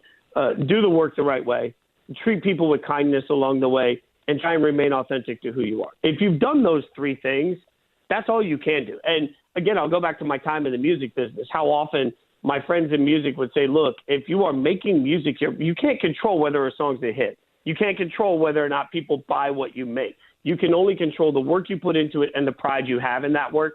And at the end of the day, someday in your career, you're going to put out a song nobody likes. If it kills your career, and let it be something you were proud of, right? And so for me, in my mind, I helped launch SportsCenter on Snapchat, which has made the company hundreds of millions of dollars and launched an entire group of viewers. I have my name on a midday ESPN radio show. I think about what it was like for me in 2015 when you and I were talking just over text, and I was like, God, I want to break into sports so bad. I'm trying. I just need that one introduction somehow, some way. Well, as I sit now, I've got ESPN on my resume, and every company in the country that does sports knows my work. So, like, what ESPN provided me, I have no animosity or bitterness towards ESPN because I wouldn't be at this point to jump off if it weren't for ESPN taking a chance. I mean, that's real. That's genuine from my heart. Fitz is with us on the program. Fitz, I'm worried about the future of sports radio, and it's not just ESPN radio, but I feel like ESPN is the pace car with a lot of this, and I feel like they've thrown in the towel on radio. And, I mean, I used to listen to Colin Cowherd religiously. I used to watch Mike and Mike in the morning in high school. I used to wake up in the morning in high school and watch Mike and Mike and then get in the car and listen to Mike and Mike. And I used to plan trips when I was in college, driving back and forth to Louisville around Colin Cowherd's radio schedule. And now, I mean, I think ESPN radio stinks. Like, and I know that we're an affiliate for ESPN radio, and so I say this with all due respect, but I think it's terrible. I mean, some of these shows they put on there, I don't know how they find some of these people. And I think they've given up. And I'm worried that that's going to have kind of a trickle-down effect when I do think that sports radio can still be profitable. I certainly think it's still profitable on the local level. And as much as apps and podcasts and downloads and all that stuff matters, I still think at the end of the day, sometimes people get in the car, Fitz, and they just want to turn on the freaking radio. They don't want to log in and download and update and flash player, and they don't want to do that. They want to get in the car and turn on the radio. And I feel like ESPN's given up on radio, and it is really, really disheartening to me. So I think, philosophically, you just mentioned Mike and Mike and Cowherd. One thing that's really interesting for Mike and Mike, and I was lucky enough to know the Golics so well, still do. They're like family to me. One thing that Senior always talked about was that Mike and Mike really started developing when nobody was paying attention. So by the time everybody figured out Mike and Mike was a phenomenon, they'd been together for years in a little studio in Bristol that nobody cared about. And then before you know it, they're simulcasting, it blows up, it's the next huge thing. Colin Cowherd, not dissimilar in the sense that, like, a lot of the time he was developing at ESPN, I don't think people were paying as much attention. So you had the opportunity to grow into something special. Part of what I loved about the last show I was a part of was Harry Douglas and I are so close. I was doing radio with one of my best friends every day. Like, that's part of what made that show magical. I think what's happened now philosophically for a lot of the network in general, for a lot of sports, is like you've got somebody that you think is capable of doing radio and you need to fill the time. So you just give it to somebody instead of sitting there saying, hey, let's cultivate a great radio show. The future of radio, I mean, I don't know. I will say this. If you're a Preds fan, are you coming to ESPN for our Predators coverage? If you're a Titans fan, are you coming to ESPN for our Titans coverage? I always think that local will have an advantage over national because you can be more hyper-focused on the things that truly matter to your local teams than a national show ever will be. When I'm hosting with Harry, we're not going to talk about the Denver Nuggets till they're trying to win an NBA championship because our metrics show people don't care, right? So, like, it just makes it tougher and tougher. I think radio always has a future because it gives a real relationship between listeners and people that are talking with opinions. I think the hardest part about the modern era is that there are so many places to get great content about the teams that you love that it's tougher and tougher for national to keep up. I think national radio hosts have to pay more attention to more things than ever before, and not all of them do. So it makes it really difficult sometimes. And that's real. Like, how often have we talked about the fact that, I think ESPN gets some Titans things wrong. The question is, does ESPN get those Titans things wrong because ESPN isn't paying attention, because there isn't enough bandwidth, or because people genuinely don't like some of the Titans things? We never know the answer. It depends on the person, but that's the challenge that I think national radio is up against every single day. Do you think, Fitz is with us, do you think if a young Colin Cowherd got hired by ESPN today and they put him on the radio and they committed to him, that he could develop to what Colin Cowherd is today? Or do you think those days of the radio star becoming a superstar are over? Because my theory, Fitz, is ESPN just didn't try to develop radio stars the way that they did in the past. I think, Yeah. To answer your question, yes. I think if ESPN put all of their muscle, ESPN can make any star they want. There's no doubt about that. ESPN's always been able to make any star they want. Right now, ESPN is more interested in some ways in acquiring stars than making stars. I think you can see that with some of the decisions that have been made, right? So I think they're in the star acquisition business. Does that McAfee deal bother you at all? No, I mean I patterned every single dime of that here. It's just different philosophically. Like I'll use a 90s wrestling analogy, but we all remember when WCW was trying to take on the WWE at the time. And so what did they do? They went in and they just started acquiring all of the WWE talent, spending all that money thinking, hey, if we just bring the talent here, they will come. That's a little bit of where ESPN has sort of shifted some focus. And you see that in some of the decisions they've made. The difference is, in the old days, they would have made a star. To your point, the answer to your question, yeah, I believe that if ESPN came in tomorrow and said, you know what, we think Fitz is the next Colin Cowherd, we're going to put all of our muscle behind him. I'm invested in radio, so I would be invested enough to want to do that. There are plenty of people that would get that opportunity, though, at ESPN that understand that there's far more money to be made on TV. And so do you really want to put that energy in? Like, I think it takes a symbiotic love both ways. Like, for a radio host on a national level to become the next Colin Cowherd, I think they would have to care enough to go visit the local markets. They'd have to care enough to go in and talk to people nonstop. They'd have to care enough to build real relationships. It's just like country music, man. They would have to care enough to go out on a radio tour and truly tell affiliates face-to-face, I care about this medium, and then they'd have to be there long enough. I mean, you'd have to give them a 5 to 7 year run just to build it. If ESPN wanted to do that, could they build a Cowherd? Yeah. Will they ever be patient enough to want to do that? I don't know. I don't know that they see the profit model in it that way. When you can pay Pat, rightfully so, a ton of money, and you can run his show on TV, on YouTube, and on radio all at the same time if you want to. Like, you can run that show absolutely everywhere for one dime. Last one for you, Fitz. I have a theory about this that I think ESPN has lost in translation, and that is you can be a star on radio and then be a star on TV. But I don't think – and you can be a star on TV but also be bad on the radio. But if you're good on the radio, I think you can be good at everything else. And I think that, Stephen A. Smith is an example of that. He's got a radio background. Cowherd's got a radio background. Dan Patrick did radio. I think that if you can do radio, and I think simulcast radio still moves the needle on TV. If you can do radio, you can do everything else. And I think one of the big problems ESPN has is they took people that could do TV and that couldn't do radio. Like, I don't think Bob Costas could do radio. They take people that can't do radio and put them on the radio. So if you went in right now and you talk to the main bosses that run, not the big, not the Jimmy Pateros of the world, but if you went and talked to the actual bosses that are in charge of content every day for college football and content every day for the NFL, if you went to all of those people across the board, they say what you just said all the time, that if you want the best talkers, get somebody like you want somebody that can present anything, anytime, get radio guys. That is a common belief in the halls of ESPN. Does that make it all the way up to the top of the top of the top of the brass?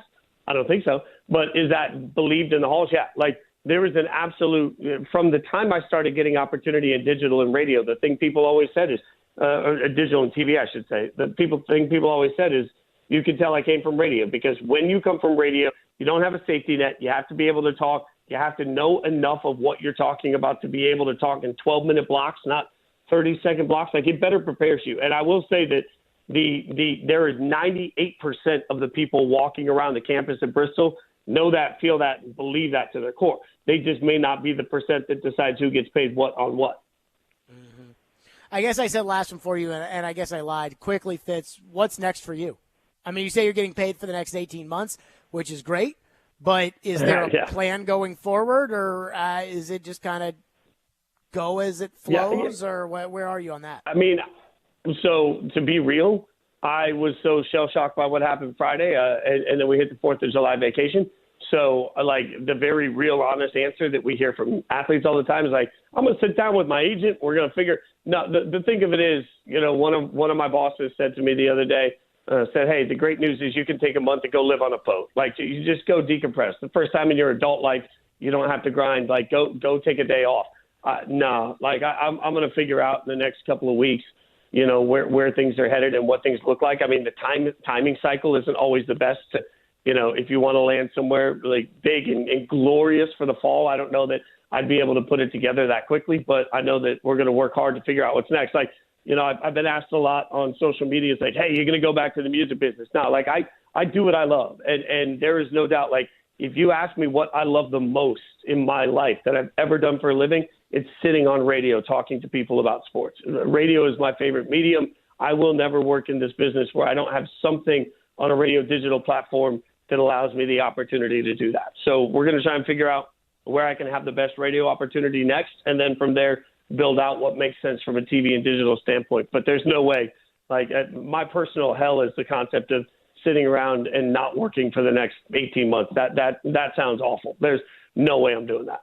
Jason Fitz joining us on the program. He will continue to join us on Wednesdays on this program.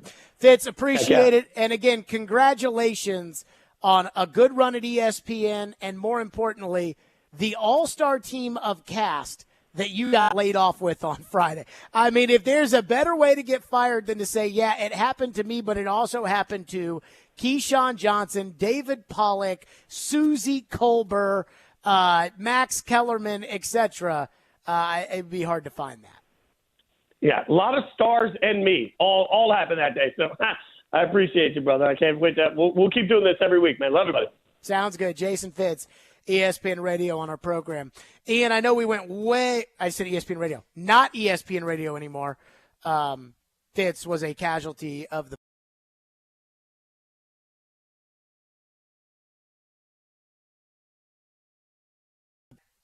Okay. I mean, I'm going to say this. As far as, the landscape of media and everything else, like this job, I know I'm good at it. Like, I know that a lot of you on Twitter think that I'm bad at it, and that's fine. That's your business. But I know that I'm good at it. I know I'm not very good at a lot of other things.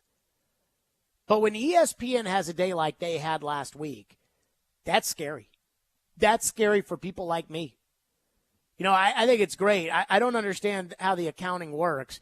I've never been smart enough to figure this out, how they can fire all these people and pay them all the money that they're owed. I mean, they're paying Keyshawn Johnson like $4 million for the next 3 years. And yet they count that as saving money. I don't understand how that works. But I do worry about what that means, the trickle-down effect for all of us and what that means for the future. And it's certainly a precarious place to be in. And Fitz, as always, positive attitude. I think that we probably would expect that. And, he'll land on his feet. I'm not worried about him. But the medium as a whole. And I'm not worried about radio either. Because I think at the end of the day, people get in their cars, and I think the stat is 94% of the people listen to terrestrial radio. I hear all this talk about radio dying, and I'm like, radio's not dying. Everybody wants to be on the radio. Like, that's the reason why everybody wants to be on the radio, is because people listen to the radio. But sometimes I think the treatment of the radio and the misconceptions about the radio, they concern me big time. They really do. 615-737-1025. I promised we'd give something away, so let's go ahead and do that at 615-737-1025. And I do have a thought on the ESPN front that we'll get to here on Stillman and Company. Be caller 5 right now at 615-737-1025, and you'll win a pair of tickets to see Tears for Fears at the First Bank Amphitheater on July 11th. That's caller 5, 615-737-1025. Stillman and Company, 102.5, 106.3 The Game. It's going down. It's going down. It's going down. They fight. Jared, you're How do you know, Joe? How do you know? And fight. And because of that, how do you know that, though? How do you know that? But that's okay. It's Jared and Joe. Every Wednesday at 5 p.m., Jared Stillman and Joe Rexroad debate the big topics in sports. Jared versus Joe. Presented by Pella Windows and Doors and Parman Tractor and Equipment on Stillman and Company. Wednesdays at 5 on 102.5 and 106.3 The Game. Hey y'all, it's Courtney with Parman Tractor and Equipment. Warmer months have you working overtime? Be sure to visit Parman Tractor and Equipment for all your New Holland tractor and bush hog needs. Swing by our store at 3570 Dickerson Pike in North Nashville or give our sales team a call. We're now offering 0% financing for 72 months on select New Holland tractors. Get the brands you trust from a local dealer like Parman, always ensuring totally outrageous customer service. Visit ParmanTractor.com for the best deals on equipment, New Holland tractor, bush hog, and more. Hey, Ray Jeter here with Harness. Are you an experienced superintendent, project manager, foreman, or estimator? Do you possess a unique perspective that sees problems as valuable opportunities? We are an excavations and site utilities contractor. We are actively seeking skilled superintendents, project managers, foremen, and estimators who embrace challenges with a positive mindset. If you embody this mindset, apply today at selectharness.com. Harness LLC, build people, move dirt.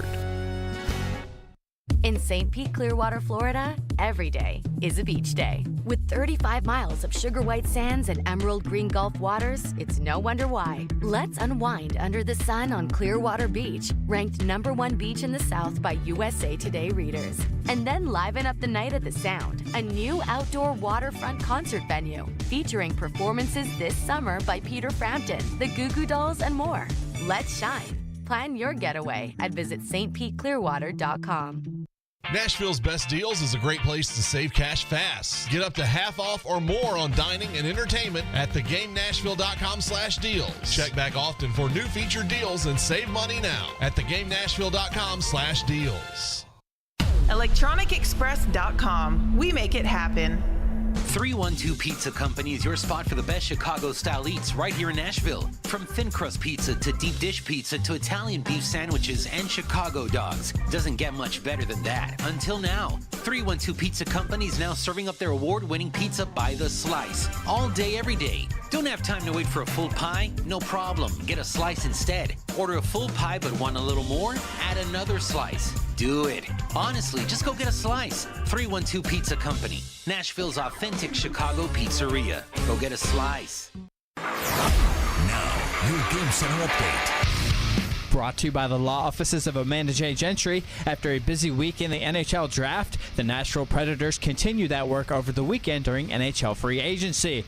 The Preds announced the signings of forward Ryan O'Reilly, defenseman Luke Schenn, and forward Gustav Nyquist. Nyquist joined Caroline, Willie, and D-Mace earlier today and shared why he thought Nashville was a good fit for him. Be myself. I think that's what all the older guys are going to try to be. You know, bring them up and make them feel comfortable. The young guys, and if there's anything, feel like they can come to us with things, but just make it feel like a good group where everyone's involved, and show them the ropes kind of a little bit. The Preds wrap up development camp with a Future Stars game tomorrow afternoon. We will have coverage beginning at 10:30 a.m. on your home of Smashville, 102.5, 106.3 The Game. And the Nashville Sounds return to action at First Horizon Park as they host Columbus, the AAA affiliate of the Cleveland Guardians. Coverage begins at 6:20 with first pitch at 6:35 on your home of the Sounds, 94.9 The Fan. This update brought to you by the law offices of Amanda J. Gentry. From the Game Nashville studios, this is Ian Safar. Live from the Hiller Plumbing, Heating, Cooling, and Electrical Studios. WPRT FM Pegram, WPUZ HD2 Laverne. Ross Chastain will be first to finish in the Ally 500 at Nashville Super Speedway.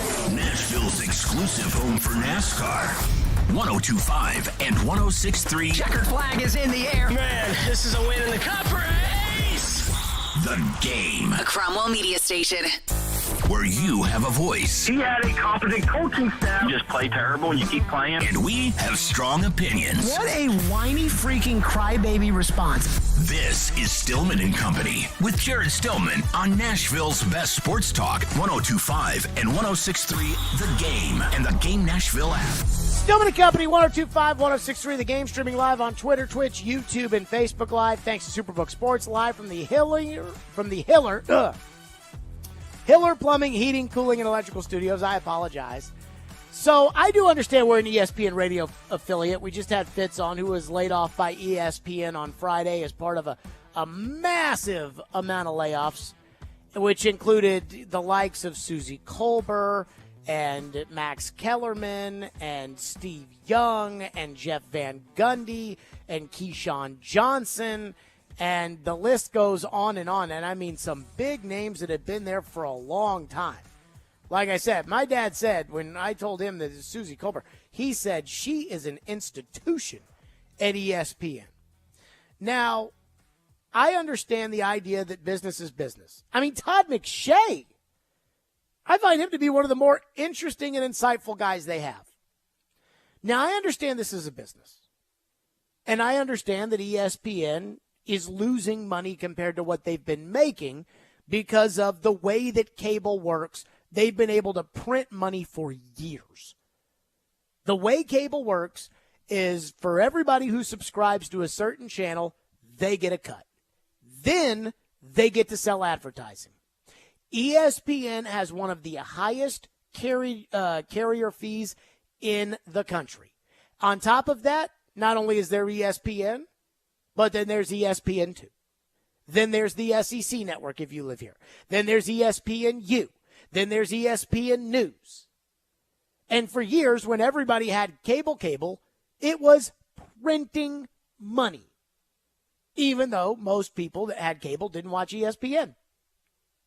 Kind of crazy how that all worked, right? My grandmother lives in Florida. She's got cable. I think she's like 83 years old. She's got cable. She never watches the Marlins. She never watches the Miami Heat. She never watches the Florida Panthers. And yet she's paying them every month. Same with ESPN. Well, now as people have cut the cord, that money has become less and less. The rights go up and up. The NBA wants more money. Baseball wants more money. Hockey wants more money. Football wants a fortune. College football wants to have more playoff games. So the expenses go up, the revenue goes down, and this is what happens. But there's something about what happened Friday at ESPN that just feels different. Dan Le Batard called it the worst day in the history of ESPN. It just feels to me, and I don't mean this from a political sense, because I already know a lot of people are going to text into the text line, go woke, go broke, ha, ha, ha. But this doesn't really have anything to do with that, in my opinion. It kind of feels like ESPN has lost its way a little bit. And I go back to where ESPN was and how they developed and where ESPN is right now. ESPN is the worldwide leader in sports, still. But 20 years ago, they were unrivaled. Now, there's all kinds of different sports channels and formats and podcasts and all kinds of stuff. So the space has become more competitive for the worldwide leader. But ESPN had a different brand 15, 20 years ago. I'd argue they even had a different brand 10 years ago. And now, when I look at where they're headed, when I look at where ESPN's headed, I wonder, what is the brand? ESPN preaches basketball all the time. They shove it down our throats. Even today, turn on TV. What are the Boston Celtics going to do in the offseason? And yet I'm not convinced that many people care. But they have the basketball rights. Okay, that's fine. Well, if you're going to do that, and then they fire Jeff Van Gundy? Like, that doesn't add up to me. If you're going to say, okay, this is all about the live rights and the studio programming is losing us money and we're not going to pay top dollar for studio programming because the real money that we're paying are for the rights, then wouldn't you go out of your way to make it better for those live rights? Or if all that mattered were the live rights, wouldn't you go to paying the guys who do those peanuts? Wouldn't you say, well, it doesn't matter if Mike Breen calls the game. We could get Jared Stillman to call the game for $15. All that matters is people want to watch the game. But then at the same time, ESPN is turning around and shelling out huge money for Joe Buck and Troy Aikman. So I keep looking at that and thinking to myself, what are you trying to do? Now, I'm not a huge Max Kellerman fan, but when First Take branched off and Skip Bayless left, because they weren't going to pay Skip Bayless the big money that he ended up getting at Fox. And Skip Bayless is totally worth that money. You may hate Skip Bayless, but the eyeballs he draws and the revenue and viewership and everything else, Skip's worth the money. They brought in Max Kellerman. And I'm like, he's nothing like Skip Bayless, the formula that has worked for them. So now they've got this rotating cast of people. They bring in Mad Dog Russo off the streets, and he immediately goes viral almost every week on ESPN. Why are they not doing more of that? I don't get it. It's like football is the number one brand at ESPN because football is the most popular sport in America. And you're moving on from Susie Colbert and Steve Young? I mean, I remember being perplexed when they just decided, and they've had some management changes, and I think that that's probably part of this. But when they up and decided one year, yeah, we're not going to have Chris Berman do the pregame show anymore, I thought, wait a minute, why? People tune in to watch Chris Berman. I mean, I'm going to be honest with you, I don't even watch that countdown show. I couldn't give a rat's tail about that countdown show. ESPN had stars when I was growing up and started watching the network, and it wasn't just Stuart Scott or Rich Eisen or Dan Patrick, the SportsCenter anchors. It wasn't just the football people like Chris Berman and Tom Jackson or John Clayton and Chris Mortensen or Mel Kiper Jr. It wasn't just it was everybody. John Miller and Joe Morgan. That was baseball. And you knew when John and Joe were doing a Sunday night baseball game, it had a different feel. Now, they put whoever in the booth for Sunday night baseball. They put whoever in the booth for Monday night football, and now they've realized, well, we need to pay the big money for Aikman and Buck. And so I look at ESPN, and I think ESPN needed to trim some of the fat. Do they really need 7 people on TV for NFL Live? But that's not who they moved on from. They moved on from Steve Young. Why?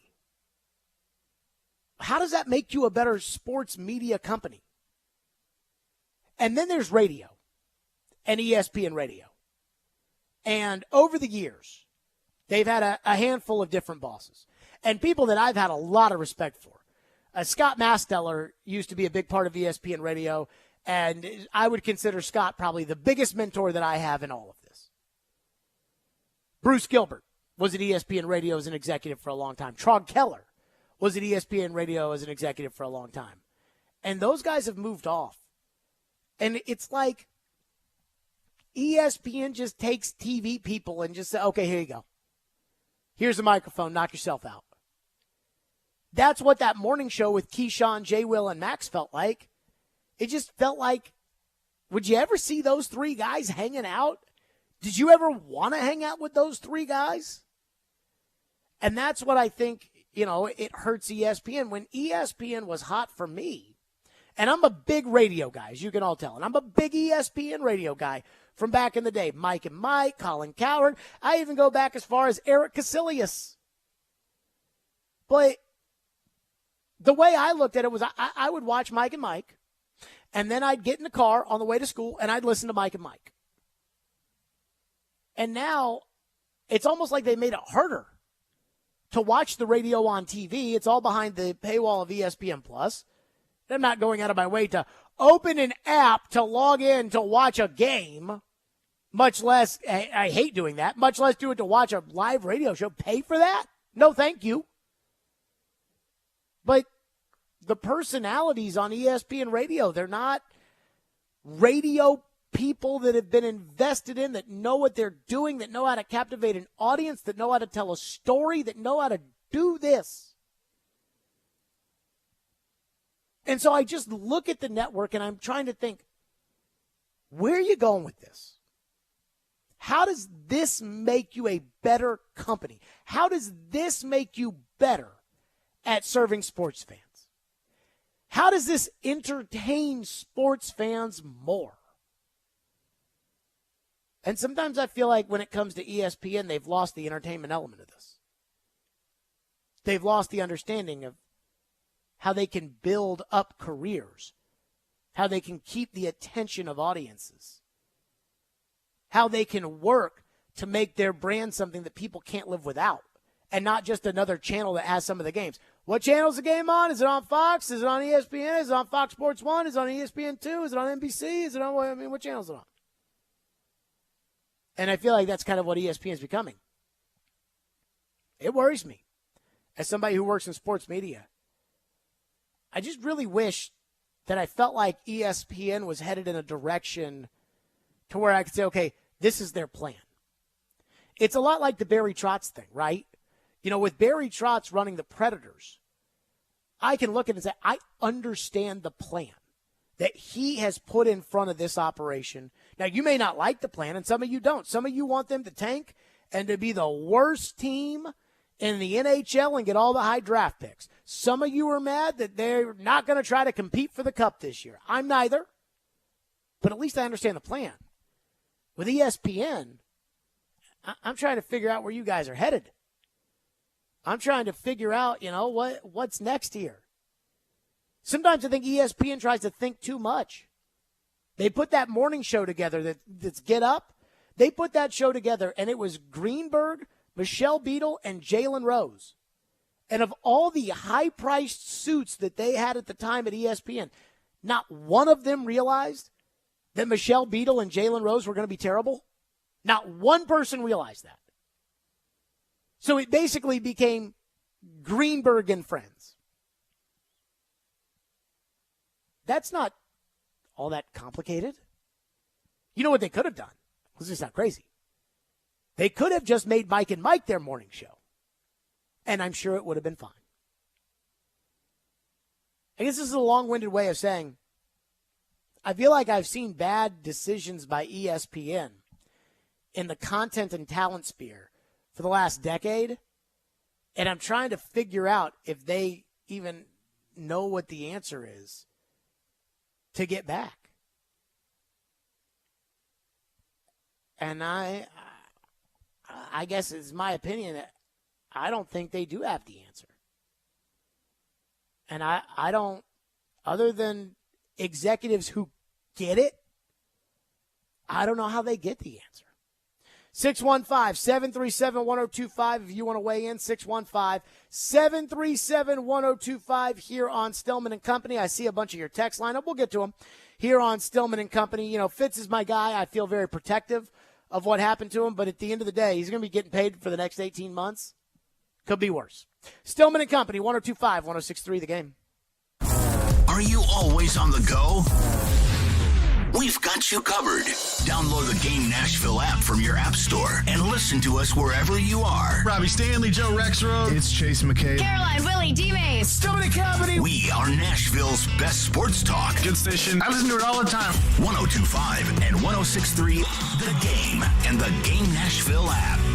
Now through Saturday, save big at the Electronic Express Independence Day sale. Celebrate with up to 40% off in every department. Don't miss a Hisense 65-inch 4K TV for only $349, or a Frigidaire Gallery 4-piece kitchen package for only $21.79. Save on computers, appliances, 4K TVs, and more. Get a Vio laptop for $499, or JBL wireless earbuds for only $99. Get up to 3 years free financing throughout the entire store. Electronic Express. We make it happen.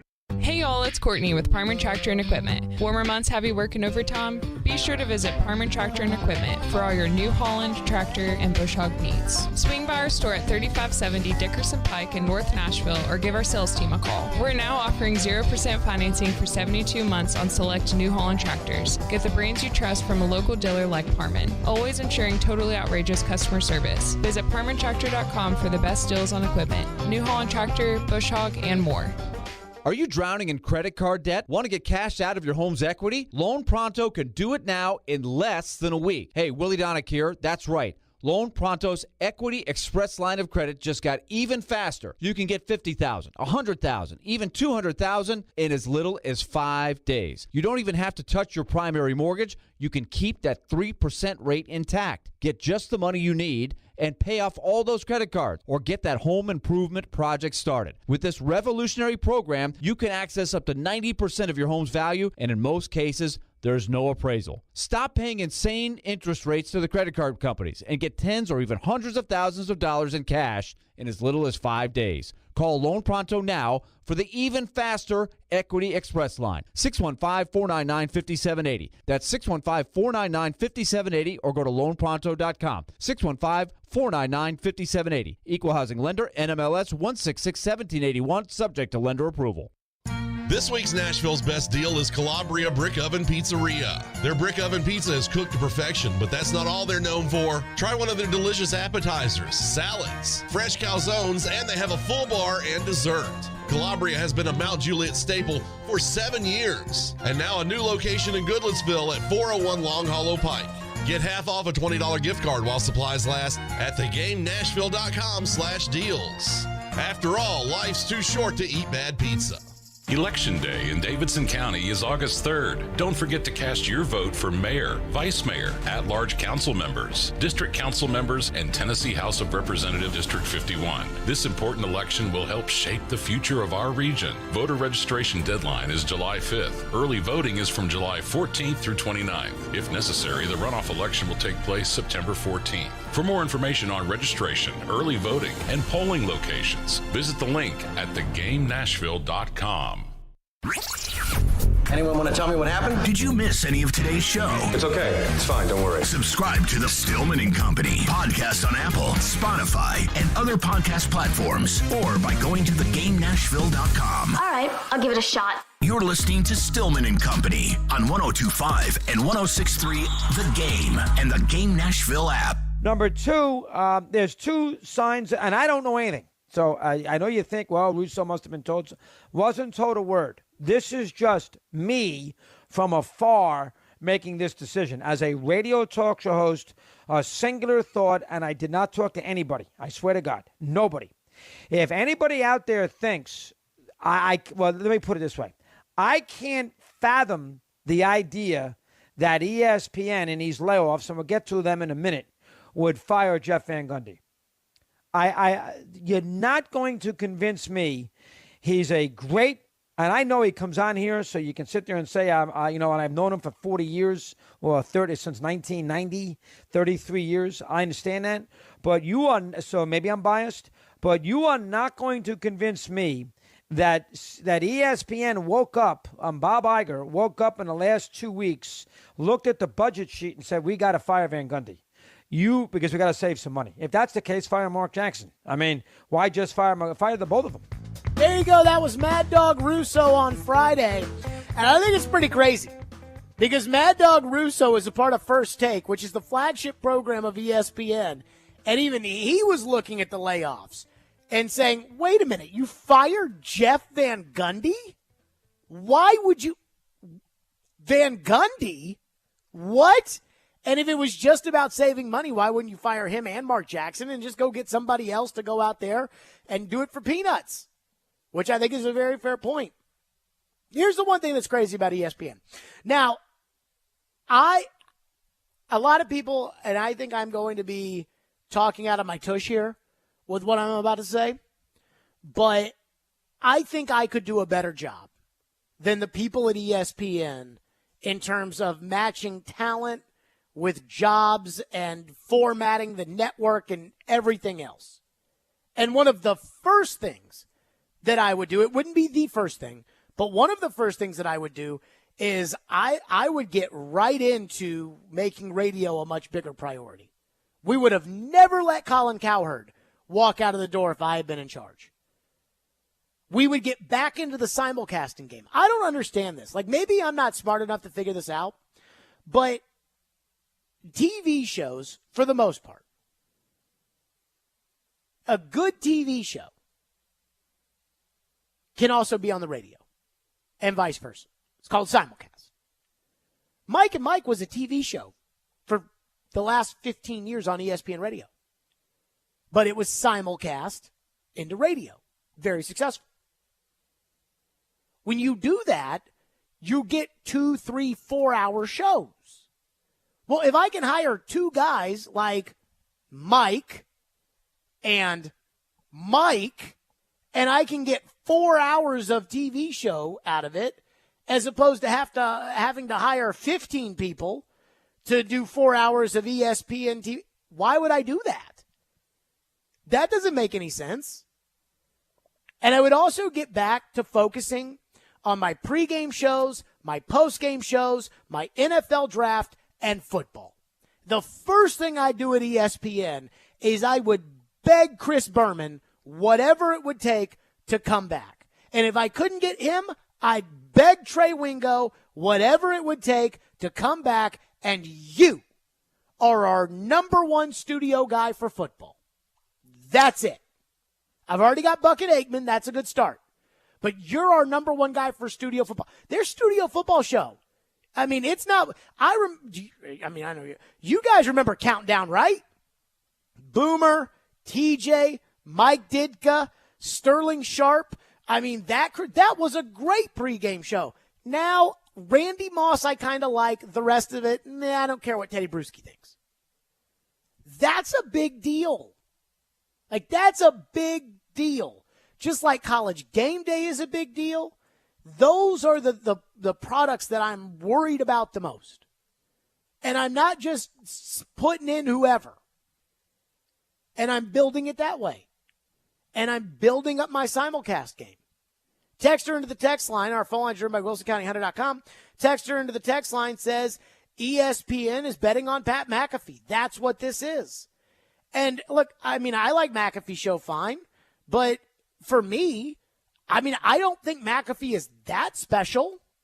He's got the Aaron Rodgers interview. That, I think, is the big deal. But I do think McAfee's got a ton of talent, and he does understand how to do a daily talk show, which a lot of people do not understand.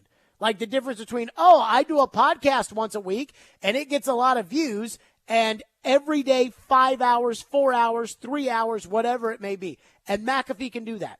The thing is they're paying McAfee a fortune, and they got to pay all of his guys and everything else, and they could develop that themselves like they developed Cowherd in the early 2000s, like they developed Dan Le Batard, like they developed Tony Kornheiser, like they developed Dan Patrick.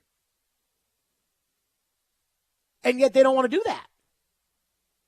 And I don't understand why they don't want to do that. I would look at it and say, hey, I can hire the most talented local people, pay them $200,000 to come to ESPN and turn them into stars. Or I can pay a star $20 million. Wouldn't I rather do the $200,000 thing? Especially if I'm laying off all these people and cost matters. Texter into the text line. Now, this is actually a very underrated thing that, again, I don't think a lot of people totally understand. Texter says, ESPN thinks people want to hear washed-up athletes talk. We do not. We want to hear people like you or Dan Patrick or, hell, even Joe Rexrode, is what the texter says. I don't disagree. Now, I think some former athletes can do this. I wonder how much do it very well. I wonder how much it is about insight versus opinions. Well, let's use these days Kirk Herbstreit as the example, right? How many Super Bowls he win? Yeah, he wasn't very much of a good pro quarterback in general. I mean, I don't even know if he was a pro quarterback. I don't know if he made a pro team. That's a good question. But he's a great TV guy. Like, he's great at what he does. Very few are great at both. Shannon Sharp, and we'll see. You know, when Shannon does his own thing, we'll see if Shannon will be successful. Skip has been successful with whoever his co-host was. You know, so I'm not worried about him. Those are the kind of guys that ESPN needs to really view as, hey, this is the important part of our network. Stephen A. Smith, Mike Greenberg. But they put on all these guys like Dan Orlovsky and Harry Douglas and Chris Canty, and these guys, they're not that good. And half the time, they don't even know what they're talking about. I watched Damian Woody and Dan Orlovsky shout down at Jeremy Fowler about the non-exclusive franchise tag with Lamar Jackson. And as I'm watching it, I'm like, these guys don't even know anything. What are they talking about? Now, that doesn't mean that every former athlete's not good on the air, because some are. But I just think ESPN just throws former athletes wherever. Like, all right, good job, go, here you go. And they use Harry Douglas as an example. I like Harry Douglas. Good guy, went to Louisville, played for the Titans. How much training in radio does Harry Douglas have? And I don't know the answer to that. I mean, so it's tough for me. Dylan in Antioch is up next here on our program. Thank you for calling. What's up, Dylan? Hey, Jared. Thanks for taking the call. Yeah, I mean, I'm a radio nerd just like you are. I listen to you guys all day. Go back to, Mark Howard and George and Willie and those guys in the early days of national radio. But I feel like Fox Sports Radio has gotten vastly superior to ESPN Radio lately. I mean, the talents they have that aren't sports guys, like I love the Ben Maller show. I used to work nights, listen to it all the time. They got Jonas, Knox, Steve Hartman, Petros, Papa Dick, Bucky Brooks. So I can't stand Petros, but I hear what you're saying. Now, I will say this about Fox Sports Radio. Thank you for your call, Dylan. I will say this about Fox Sports Radio. Now, look, we got Cowherd. We got Dan Patrick. We got those guys on 94.9 The Fan, and I think they're good. VEASAN is on there. I actually think that that's good for just straight-up sports talk, which I like. The guy who runs Fox Sports Radio right now used to run, he never used to run ESPN. He used to be the producer for Mike and Mike. A guy by the name of Scott Shapiro. He's a good man now. But I do think that, there's been more of an investment in that regard than there has been. Now, Fox Sports Radio does some things I don't love. Sometimes, especially on the weekends, it's like a little too much wacky talk, which drives me crazy. Like, just get to the sports, man. And I understand this is somebody who does a weekend national show. I get in there and we talk Cowboys and the LeBron, but we talk it. We don't talk about me or any other kind of thing like that. Just like on this show, for the most part, we talk about the Titans and the Predators and everything else, and we don't spend a lot of time talking about ourselves. I mean, here's my take on radio. And I am a radio guy through and through. Local radio is not going anywhere. No matter how many articles you read or how many people that aren't on the radio who tell you that radio is dying, they are so off their rockers, they have no idea. 94% of people listen to local terrestrial radio every day. I believe that at 4:30 in the afternoon on a Monday after the Titans play a game, there is one place in the world where you can go and you can get, really good Titans Monday reaction sports talk and hear what the people of Nashville are saying, what the pulse of Nashville is, and it's right here. And that will forever be a thing. There will always be people that want to know why they kicked the field goal in the third quarter, why they do this, it will always be that way. I do not know when it comes to looking at the financials for an ESPN or a Fox or a whatever. I do not know how they look at their revenue splits and everything else, and if thinking about radio matters to them from a dollars and cents standpoint. I have no idea how much money ESPN Radio makes for ESPN. What I do think about radio that I think has been overlooked by the corporate suits that are way, way, way, way, way, way above my pay grade is that ESPN Radio is an extension of the ESPN TV brand. I think of it as Nintendo to Game Boy, right? You're at home, you play the Nintendo.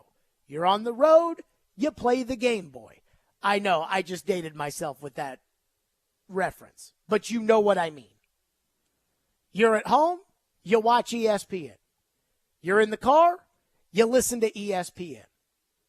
But I think ESPN on their radio station has put so many poor shows together that it no longer has that effect. And, I mean, I think that they can still make this up. I really do.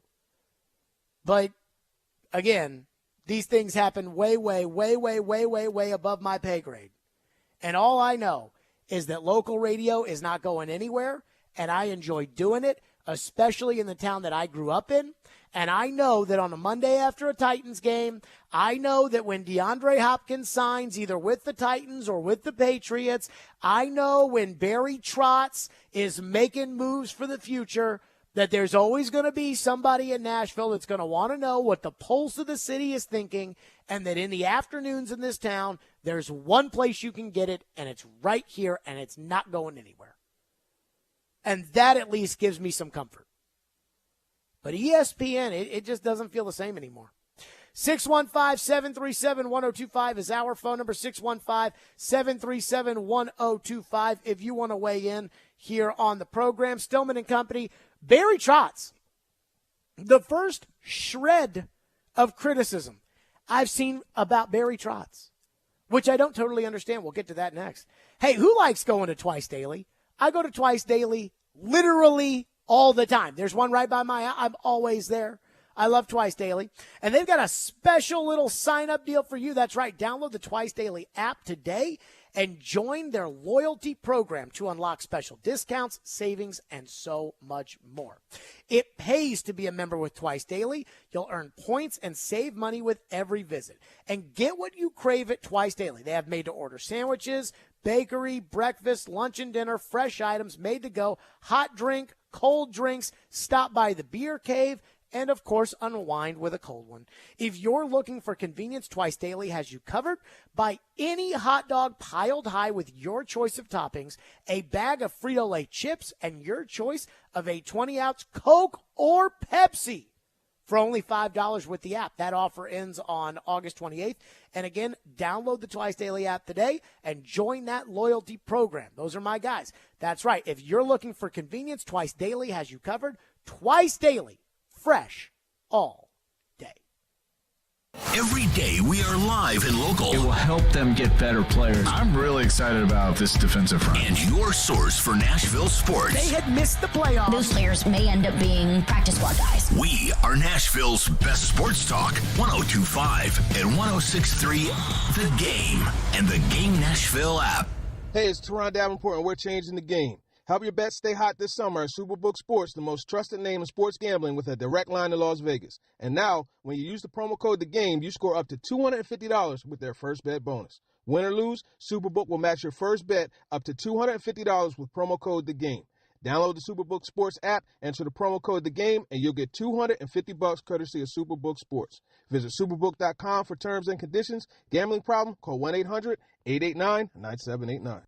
Built upon a solid foundation of cast iron and steel, the Kubota LO1 series is part of our tractor lineup, rated #1 in durability and owner experience. They feature powerful Kubota diesel engines and easy operation. The durable Kubota LO1 series. Talk to your local Kubota dealer today to schedule a demo. Go to KubotaUSA.com for full disclaimer. Visit Coleman Tractor, your local Kubota dealer in Clarksville, Nashville, Paris, and White House. Prescriptions require an online consultation with a healthcare provider who will determine if appropriate. Restrictions apply. See website for details and important safety information. Subscription required. Price varies based on product and subscription plan. Hey guys, did you know there's a generic form of Viagra that works just the same, but is 95% cheaper? And you can get it online? Just go to 4hims.com/joy. Through Hims, you'll get a free medical consultation, discreet shipping if prescribed, a 100% online process, and trusted generic alternatives to the name brands at up to 95% off. That's right. Get generic for Viagra, the same active ingredient as brand name Viagra, but for 95% less. It's the same medication, still prescribed by a licensed medical provider, but with zero copay, no expensive appointments, and no awkward face-to-face conversations.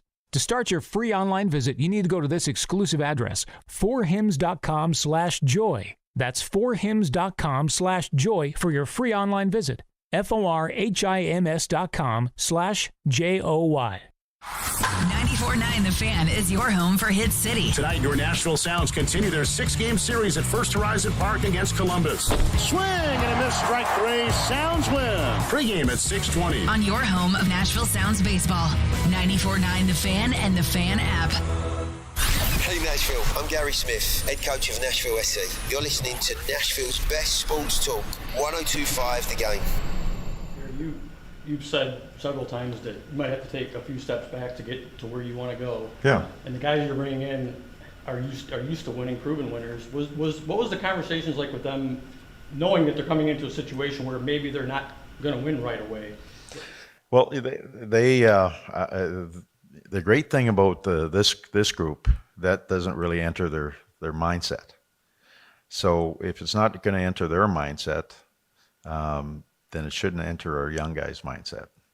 And I said we might have to. And I said I wanted to bring in the right players, the right people. So if I didn't get them, we might have to take a step back, and there might be some pain and all that, because this has been a franchise that's very competitive every year. Has grown, is consistent, all that. And so, but you don't know if those players are up for the challenge. But they also are, one thing I can tell you about players know, and especially good players, they all know what direction. They all know, I'll say, the focus and the what the organization really wants by your actions and what you say, what you do, and who you bring in and why you bring them in. And they are committed. They saw that there was a commitment there from ownership. That we were going in a direction, and it's those guys aren't scared of the challenge. They actually embrace that. There you go. That's my general manager, Barry Trotz. And I gotta say, free agency, and all I've heard on the station today is complaining. And it's not really complaining about Barry Trotz. It's really the opposite. But it is complaining about the complaining. Would that be fair to say, Ian? Complaining about the complaining? Yes. You might have to elaborate a little bit for me on that one. Now, Twitter was down on Saturday, so I was not able to hear what everybody had to say about the moves the Predators made. But, like, for instance, some bozo at Sportsnet wrote an article about how the Predators were losers in free agency. I've heard some national people say the Preds were winners, like Jeff Merrick from the 32 Thoughts. He said he brought up the Preds as a team who did very well in free agency. But I didn't hear that on our station today. I did hear the midday show talking about the bozo at Sportsnet that said that they were losers. You know what I mean? Yeah. Well, so that's the complaining about the complaining. Gotcha. I think there's a lot of national people who are a little just, for whatever reason, confused about the direction of the team. Well, that must be because they play video game hockey. Because they do not understand what the Predators are trying to do. Now, this is my thing, and this is the question I'll ask, because we talked about this earlier today, and I felt like 85% of the respondents, just from my vantage point, as we joked about, the same way that our state government decides yay or nay is the same way that I'm deciding, how fans feel. I think it's 85% Preds fans are on board with the moves Barry Trotz has made, and I think they should be. And I think Barry Trotz deserves an A. Bravo for the job he's done. But for the people that aren't happy about the moves the Predators made in free agency, going out and getting a proven winner who's been a number one center on a cup champion in Ryan O'Reilly, that went out and got a depth defenseman, probably a third pair guy that they're going to put a young guy with in Shen. If you don't like those moves, why? If you don't like the direction of the Predators after free agency, why? Because Barry Trotz told you everything that he was going to do. He told us he was going to get rid of the albatrosses that were holding the team down. He brought that up on Thursday on our show about, are you part of the solution or are you part of the problem? He thought that Ryan Johansson and Matt Duchene were a part of the problem. They're gone. Again, not to be crass, not to be rude, not to put anybody down, but I think Barry kicked the losers out and is bringing the winners in. He told us that he was going to bring in young players and leave spots for them. He did. There are winger spots available on this team that if Tomasino takes, or Evangelista takes, or Joachim Kimmel takes, or those young guys take, that they will be on a line with an NHL player like a Ryan O'Reilly or a Colton Sissons or a Gustav Nyquist. But those spots are open. He said he was going to fill holes with shorter-term deals and culture guys, and he did. Luke Schen's won his cups as a depth defenseman in Tampa. Ryan O'Reilly, of course, with his success in St. Louis. He went out and got culture guys.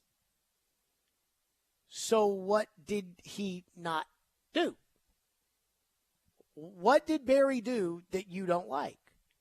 Now, some of the sense I got is the idea that people want to just completely tear it down to the studs and basically have a fire sale and a complete rebuild and just tear the thing down to scratch. Why? I mean, yes, you'll get a high draft pick, but the chances are you'll probably end up with a high draft pick anyway, but you're at least going to give your young players that are currently in your system a chance to succeed right now. You don't necessarily have to have the top pick. Does it make it easier? Sure. But you don't have to have that. And so the Predators aren't going to go for that. So what moves would you have wanted him to make in free agency?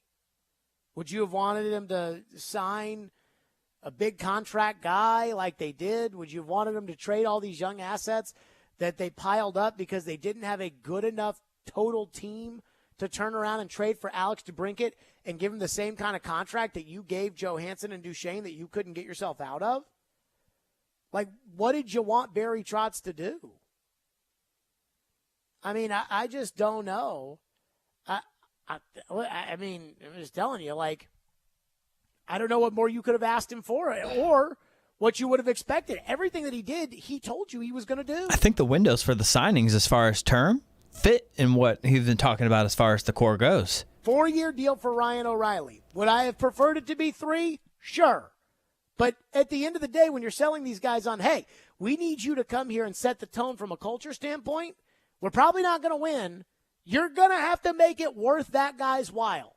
And they did. 2, 3, 4-year deals? Fine. You know, it's not like... They could trade Gustav Nyquist. If these wingers hit, they could trade Nyquist at the deadline this year. And there's no something in return. There's no telling if Ryan O'Reilly could be a potential trade deadline candidate because he's already been. You know, who's to say in the last year of his deal he's not ready for a trade deadline move too? Well, Texter says, I like the moves. I don't like the contracts, though. What do you not like about the contracts? I mean, this is not a team where salary cap space matters. And it's not going to matter. I do think you made a point there with O'Reilly. Like, would we be surprised to entice him that the Preds were one of the few teams to go to the 4th year? Right? Like something like that.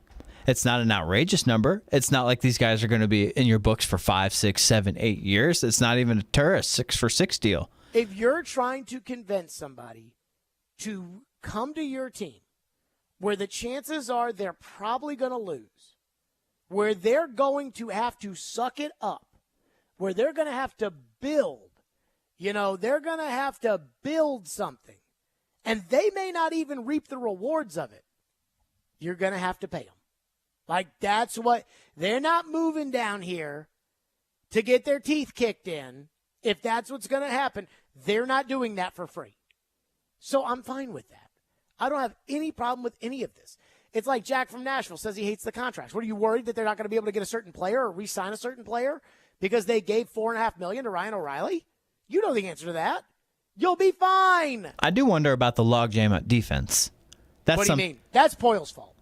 Yeah, but now, they kind of have, that might be Poyle's fault, but there is kind of, with the Schenn signing and the Carrier back for a year. I think Carrier. They kind of have 7 or so NHL contracts for defensemen with only 6 spots. So do you really want Lozon here's to be what your I have floater? On the fence. Yossi, Schenn, McDonough, Barry, Carrier, Lozon, and Fabro, right? Yep.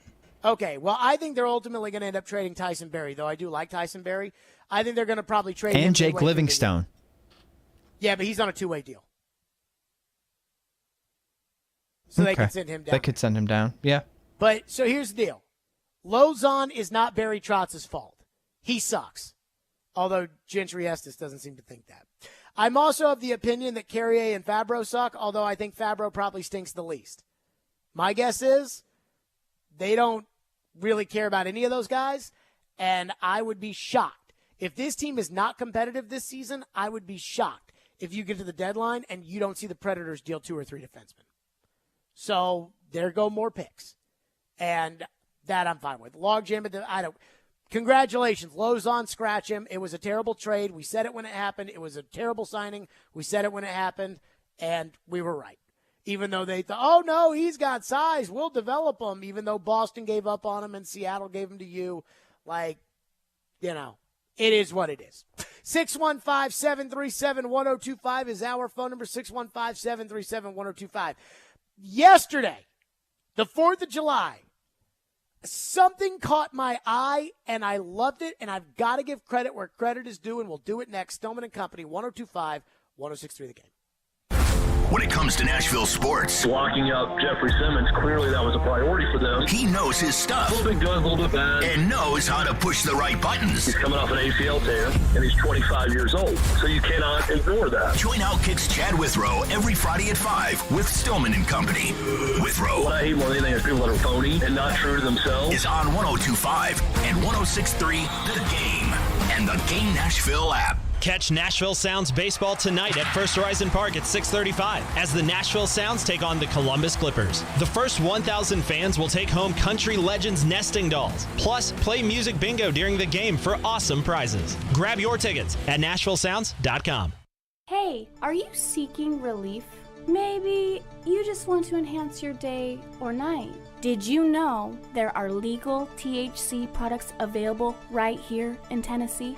Yeah, really. You can have legal THC products shipped directly to the comfort of your home. Yes, comfort in cannabis is only a website away. Visit greentreescompany.com. That's Green Trees with a Z, and change your life today.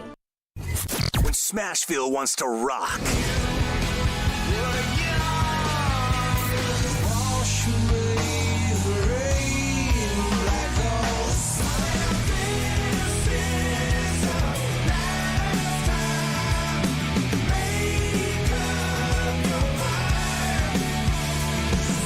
We are Nashville's rock station. 102.9 The Buzz.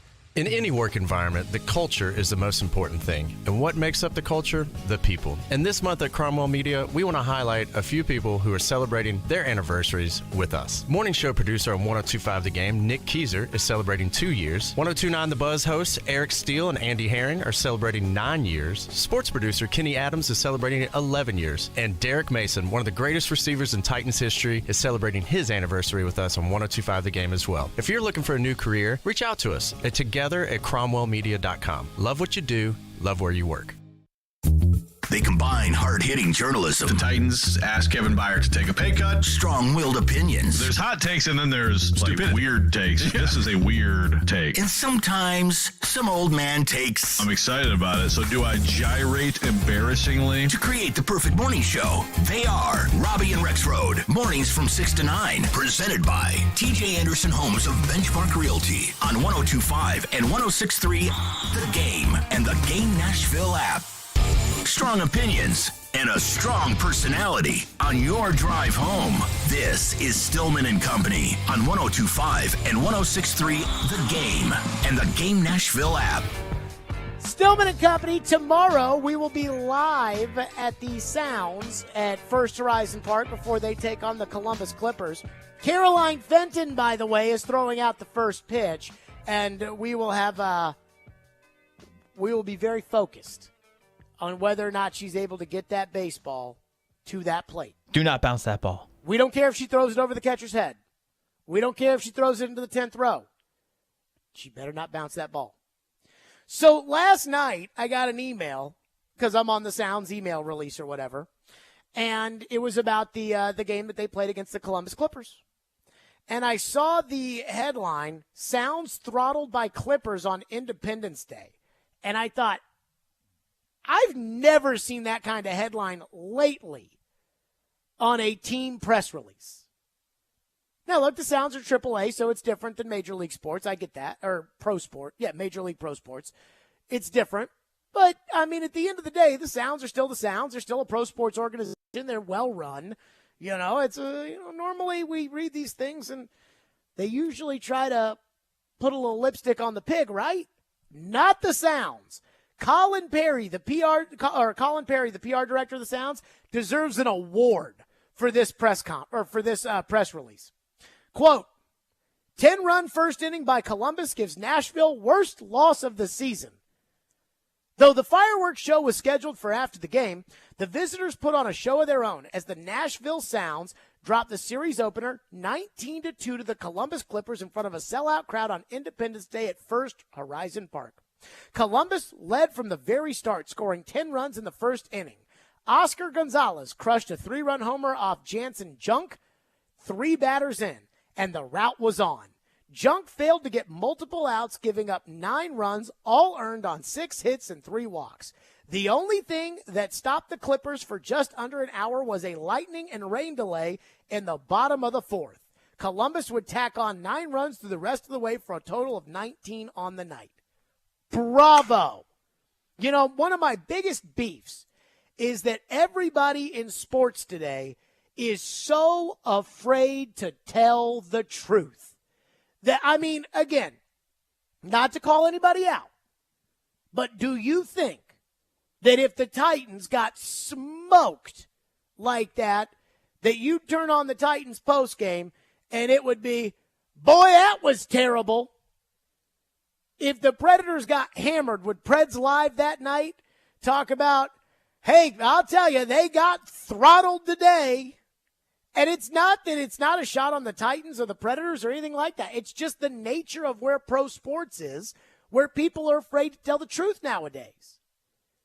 And I appreciate the Sounds sending out a release saying, we got smoked yesterday. Or I guess I should say tonight, since they sent it out last night. And they kept it real. And guess what? I think that more people should support the Sounds if they're gonna set the standard for how press releases of game write-ups should be written. I am here for it. I loved it. Everything about that I loved. Because I like it when people tell the truth. What I cannot stand is when people get up at podiums after games and sit there and pretend like things that didn't happen happened. And what I really can't stand is when people echo those talking points to the fans. The fans aren't stupid. The fans are not dumb. The fans watched the same game that everybody else watched. You stunk. I remember 2 years ago, the Predators gave up 7 goals in a period to the St. Louis Blues. And John Hines got up there, and I want to say they lost like 9-2 or 10-2 or something like that to St. Louis. And John Hines got up there and said, well, if that second period hadn't happened with the 7 goals, we think we would have been in good shape. I'm like, you still would have lost the game. And guess what? That second period did happen. And as soon as John Hines said that, all of those talking points got parroted after the game.